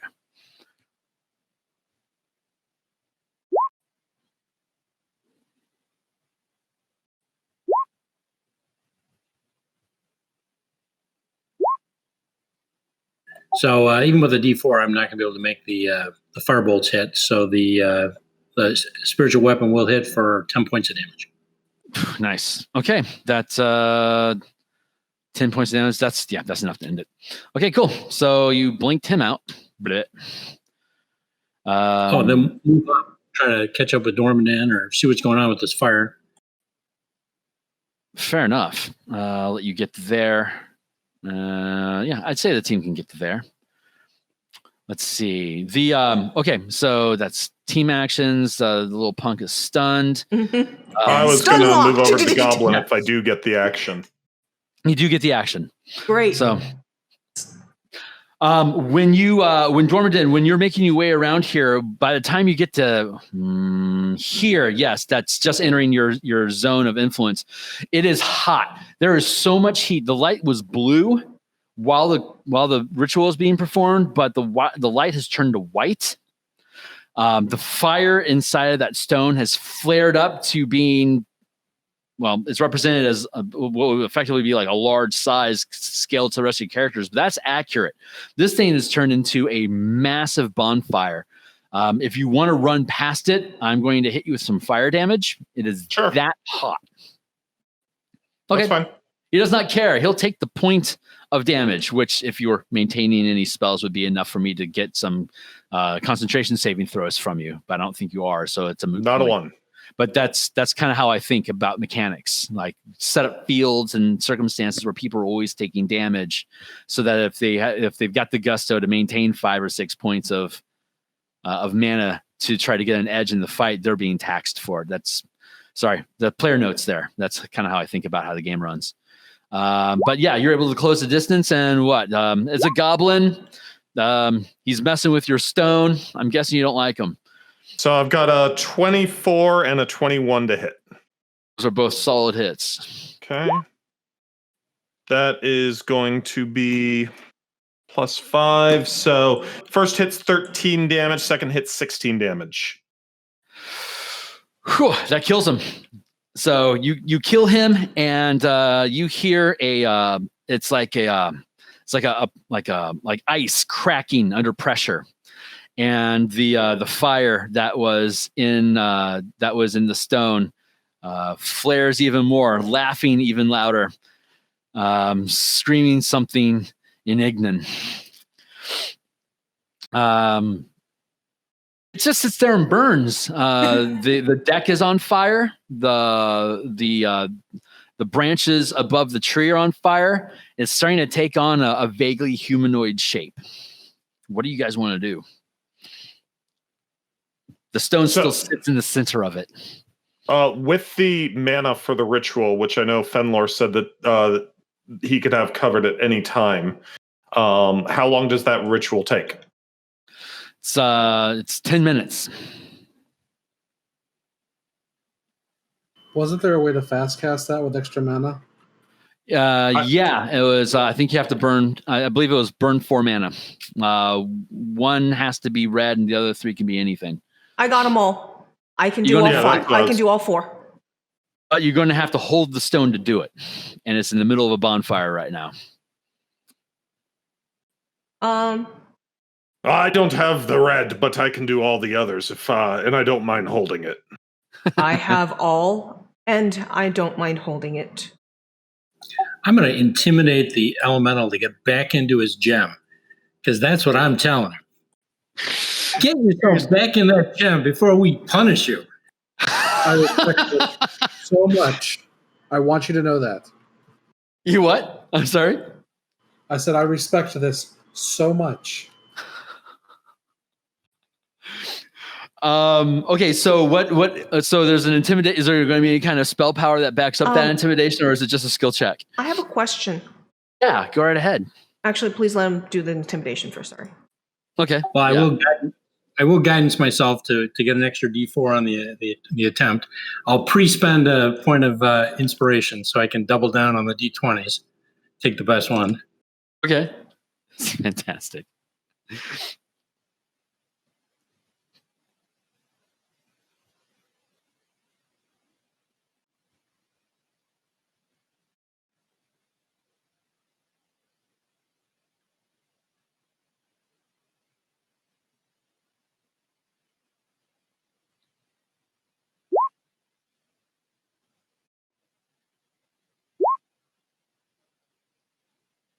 Okay, so best I can manage was an 18. 18. Okay.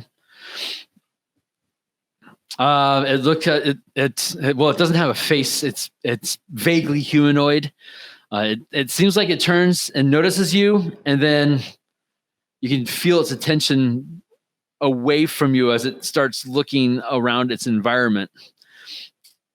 Doesn't seem like it's being compelled to enter the stone again. Okay, so I have a question. Yeah. Holding the stone, that's one thing, but are we able, if I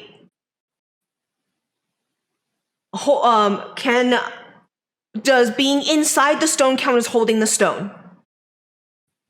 If I gaseous form the person, if I gaseous form one of us and stuff them inside the crystal, can they at that point burn the mana?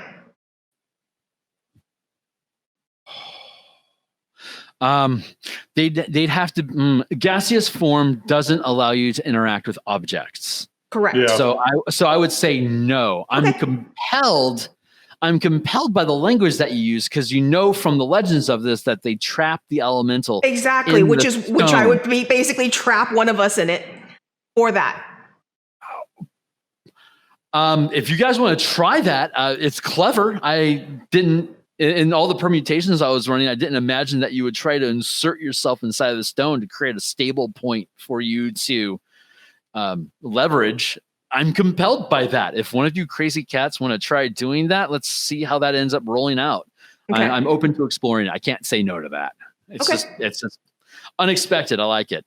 So yeah, if one of you wants to volunteer for gaseous form, then float into the inferno and then enter the stone to have gaseous form dropped, potentially killing you, but also potentially maybe trapping you inside of the stone. That starts to make sense. But I guess that person would have to have enough mana to be able to perform the ritual to do it if they're trapped inside the stone. So at that point, I would volunteer myself because I can gaseous form myself, get myself in there. And you said I'd have to drop the gaseous form. I drop the gaseous form, and then I channel the rest of the mana in there.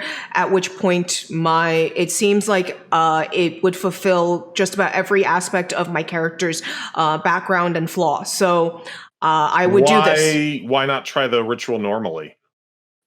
Because we can't touch it right now with the Inferno going on, and we're running low on time. Yes, we can. Oh, okay. Go on. Damage, right? Yeah. You're going to burn because of it, but Sure. We can try it that way first. I said I don't mind holding it. You said you don't mind holding it, but then all of a sudden you're saying we can't do that. You're going to hold it for 10 minutes? I heard that we can fast cast this ritual. Yeah, we can fast by cast this burning ritual. more mana. So Yes, you can fast cast it by burning mana. The ritual would normally you wouldn't have to burn any mana as long as you have it. Then I would need But some fast healing casting burn. before I wade in, because I'm going to provide that. I can provide all the mana. Well, at the very least, I can provide the red mana if Brandon, needs it. But I can provide all the mana. But I do need some healing before that, or I'm not going to be able to withstand the fire damage. Which is the reason I was willing to trap myself in the crystal, because it would succeed. But one way or another, I would make you take a concentration check to be able to sustain the pain of the fire while trying to perform the ritual in a round. Okay. So I'll make that as a complication, which is there. It is. So I'm going to drop. I think that's the only stipulation I have is that if you want to try that, I'm going to make you do a concentration check to make sure that you can actually do it. So I'm going to drop bless on everybody. I'm going to drop resistance on everybody. And then I'm going to bless myself and Fenlor, resist Fenlor, and then ward Fenlor, so I can take half his damage. Okay, that's a fantastic strategy. And guidance on Fenlor. Okay, so plus D4 to any skill check.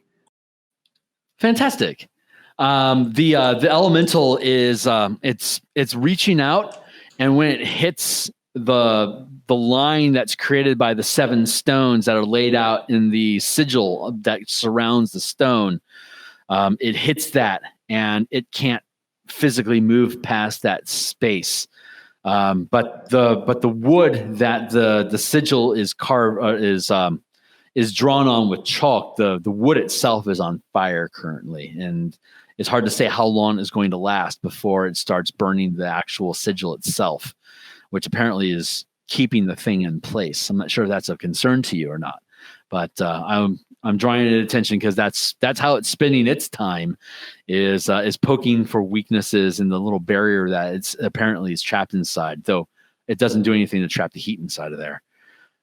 You've got the blessing on, you've got the guidance on.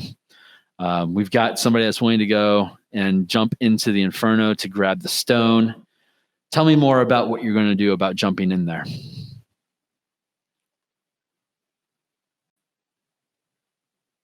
So, are we healed up at that point? No, I'm waiting, but the question was directed to you, so. Okay. So if I'm jumping inside the crystal without healing, because I don't think I can withstand the fire if I'm not healed. So. Oh, you're wounded already. Is that what we got going on? Yeah, you are really wounded. That's why. So I'm willing to basically give my life to save the world, which is exactly what, based on the flaws and based on the purpose and flaws of my character, it seems to totally make sense. But your character wants to heedlessly throw their life away. Well, there's other options. Well, no. There's 26 No. for you. There's 26 healing for you. 26 healing. Okay, that will bring me. That will make it a lot more possible for me to grab onto that stone, and well, at that point, I've got another option. Well, hold on. The fire is all around here, down at the bottom, right? The crystal is floating up high, right? The crystal is on the ground. Okay, so I have a question. If someone is standing on top of the crystal, would they be taking damage? Probably. That's where the fire elemental's at. Presumably, yes. Okay. Who has red and green? Am I the only one with red and green? I believe so, because you said that you could do this no matter what. Yep, I could.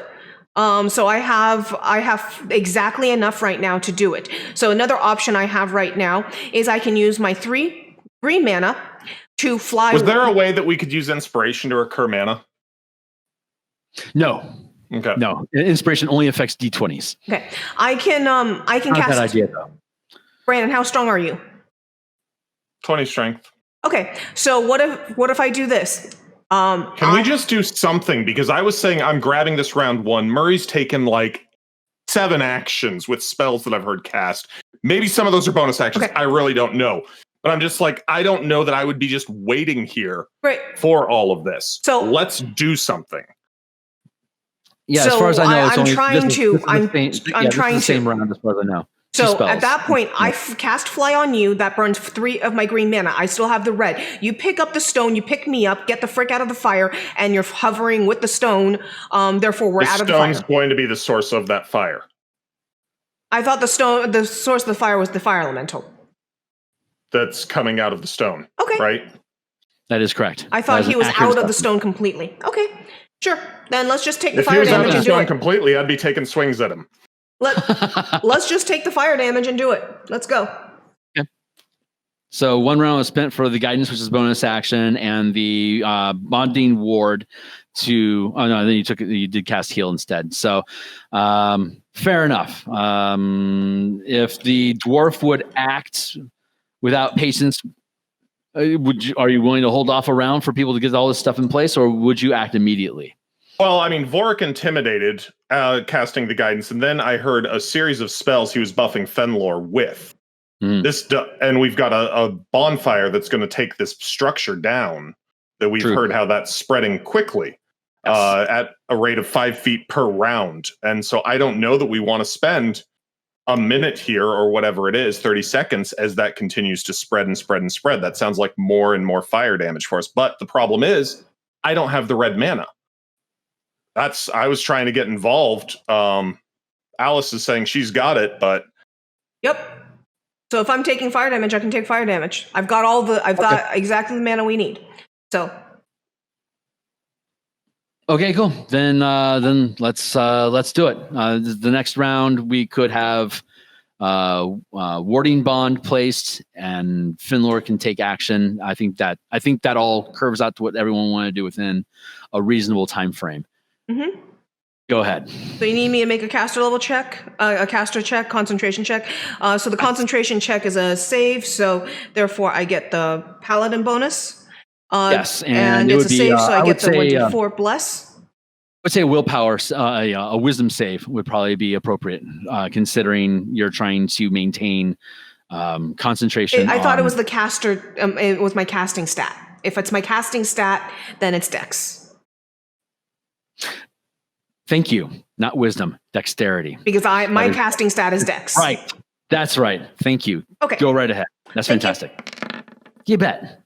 22. 22 is really good. You're going to jump into the fire. I'd say 22 is far more than the DC 14 that would have been necessary to trigger the 4 mana that's involved with it. So that's cool. Damage is going to be halved, but it'd be 20 points of damage if it wasn't mitigated, but you only take 10 points, and then Vorik will take 10 points, which will trigger a concentration check to make sure that he can maintain those spells after he takes that damage. But you each will take 10 initially, and then we'll see if Vorik can keep concentration off of that. Yeah, I actually... there. He did it. Good.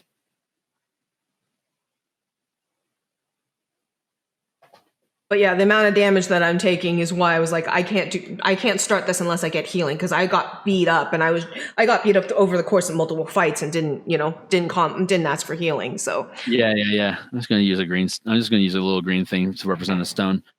But yeah, there it is. It's inside the Furno.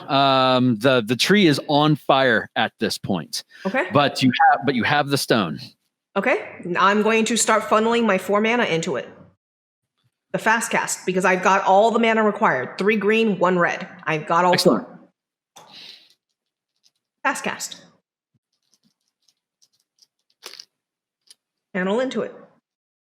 1 second. I'm just doing dice rolls. Sure thing.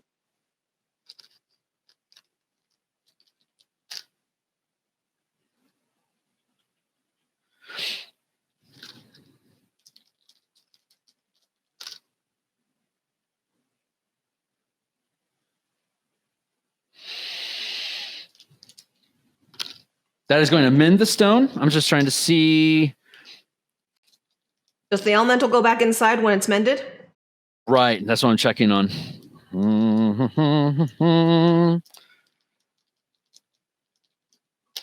I don't like making rolls as a DM because I hate that. It wants to try to break free, but you're right there with it. So what might you do to force it to stay attached to the stone and get merged back into it? Because I don't want to just make a saving throw and say you succeeded or failed, because that's lame. I want you to think of a clever way that you could force him to be inside there. If he can think of something to make the roll, then he'll be trapped in there. Otherwise, he's probably going to break free and burn the place down, even though the stone is technically healed. But right now, I think we're talking about saving the tree is what we're at right now. So if you have Cantrips cost no mana, or do they? They do not. Okay. Then I think I might have... I'm just rushing in to try and push it in there if, this is an issue. Okay. I'm making an issue because it's more fun than me just rolling a saving throw and saying success or failure. I think it's more fun you guys take a proactive approach. Okay, when he starts rushing it, I'm going to thorn whip it into the crystal. Right on. Well, okay. So let's have it work like this. Do a spell casting check for this thorn whip, and the dwarf's assistance will give you advantage on the roll. How's that sound? Okay. Let's do that. Okay. Keep highest 1, and that's +6. That's 21. Yeah, that'll work. Yeah, excellent. Yeah, you pull him into the stone, you seal it, he gets trapped in there. We'll just pull that out of the way, and again, you're gonna reduce down the thing to stone size.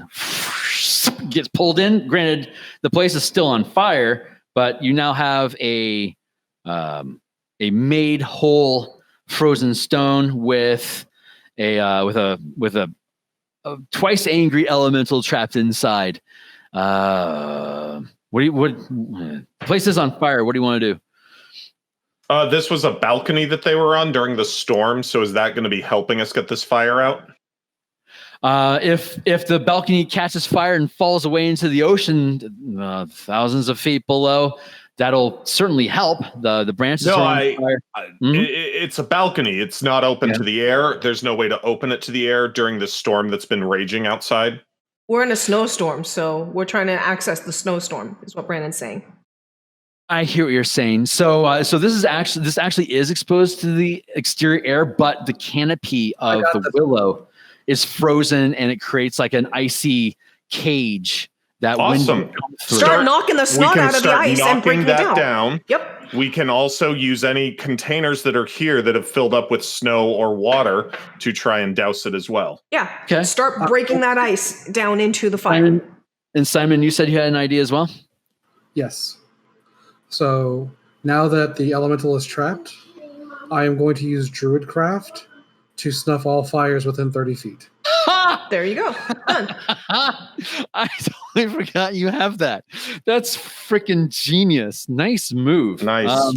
There's nothing to cause contesting on that at all. And aside from some branches that are probably going to fall off here from weight in a little while, the place is just smoldered. So nice move. Good solution. There wasn't a point to casting that while the elemental was out.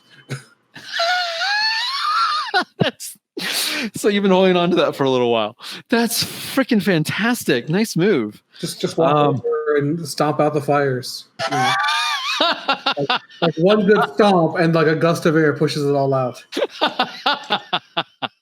That's great. I'm like, oh man, how are they going to deal with this fire?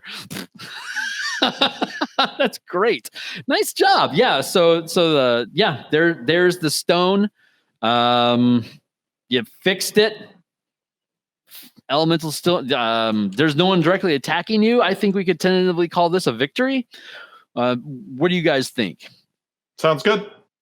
Yeah, I think all you really have to do at this point is hand the stone over to Master Sen, who's still recovering from being beaten downstairs, and I guess check around to see if there's any pulses left. And there's probably 5 or 6 guys that are still down there that are alive after some healing. You got cousin Sven and his in-town friends that'll happily come up here and help tend to things. Otherwise, you can look cool walking away from a black smoke explosion, or black smoke coming out of the willow back to the airship and thopter back home, unless you want to stay here. But that's good enough for me to have you back in town and do whatever it is that you guys do when something gets done. I don't know what does the spirits of the dwarven spirits do anytime a task is completed like this? It was that I had an ancestor that wanted something done that they hadn't, and they were kind of haunting me. And so this is the first time that I've ever dealt with that. This is this was a flawed stone, and you guys fixed it because it was good enough at the time, but apparently it got worn down and caused the crack, and so the paperwork. He has the goblin has a ritual of releasing that is in the same text as the rest of the paperwork that had been scattered around the strong box that they broke into. Master Sen can confirm that they got the ritual and they figured out how to do it. And if you had not been able to stop them, then they would have released Burning Storm. The tree would have gone and probably would have taken over the volcano again and destroyed the town. But obviously that has not happened. So they would put the stone back into the library where it keeps the books warm. Before I put the stone back, I take it and I give the stone like a look, like, I told you. You should have got back to the stone. It flares an angry red, but it has no other power otherwise. It's just warm to touch. But given time, it would warm up a room of books and prevent them from freezing. That'd be what a trite use of such a powerful magic item. It's almost quaint. But I would say that's task complete. And Awesome. if this was an episodic type of campaign, then you guys would have X amount of weeks before something else popped up on your radar, or I'd start feeding you leads about what's going around in town to see if it's something you guys wanted to explore or not. But this was cool. So I guess we'll call that the end. Thanks so much. Thank you very much. Thank you for running. That was very enjoyable. Your voices are amazing. Thanks. I appreciate that. I'm not much of a character actor, but it's fun. Hey Blades! Thank you so much for watching another Babies with Knives video. If you liked what you saw, please don't forget to subscribe to the channel. Go follow us on Facebook and Twitter, and come join the conversation in our Discord server. If you want to keep content like this coming, come check out our Patreon and consider subscribing. All links for this is provided in the description below. And remember, come back next time to get honed!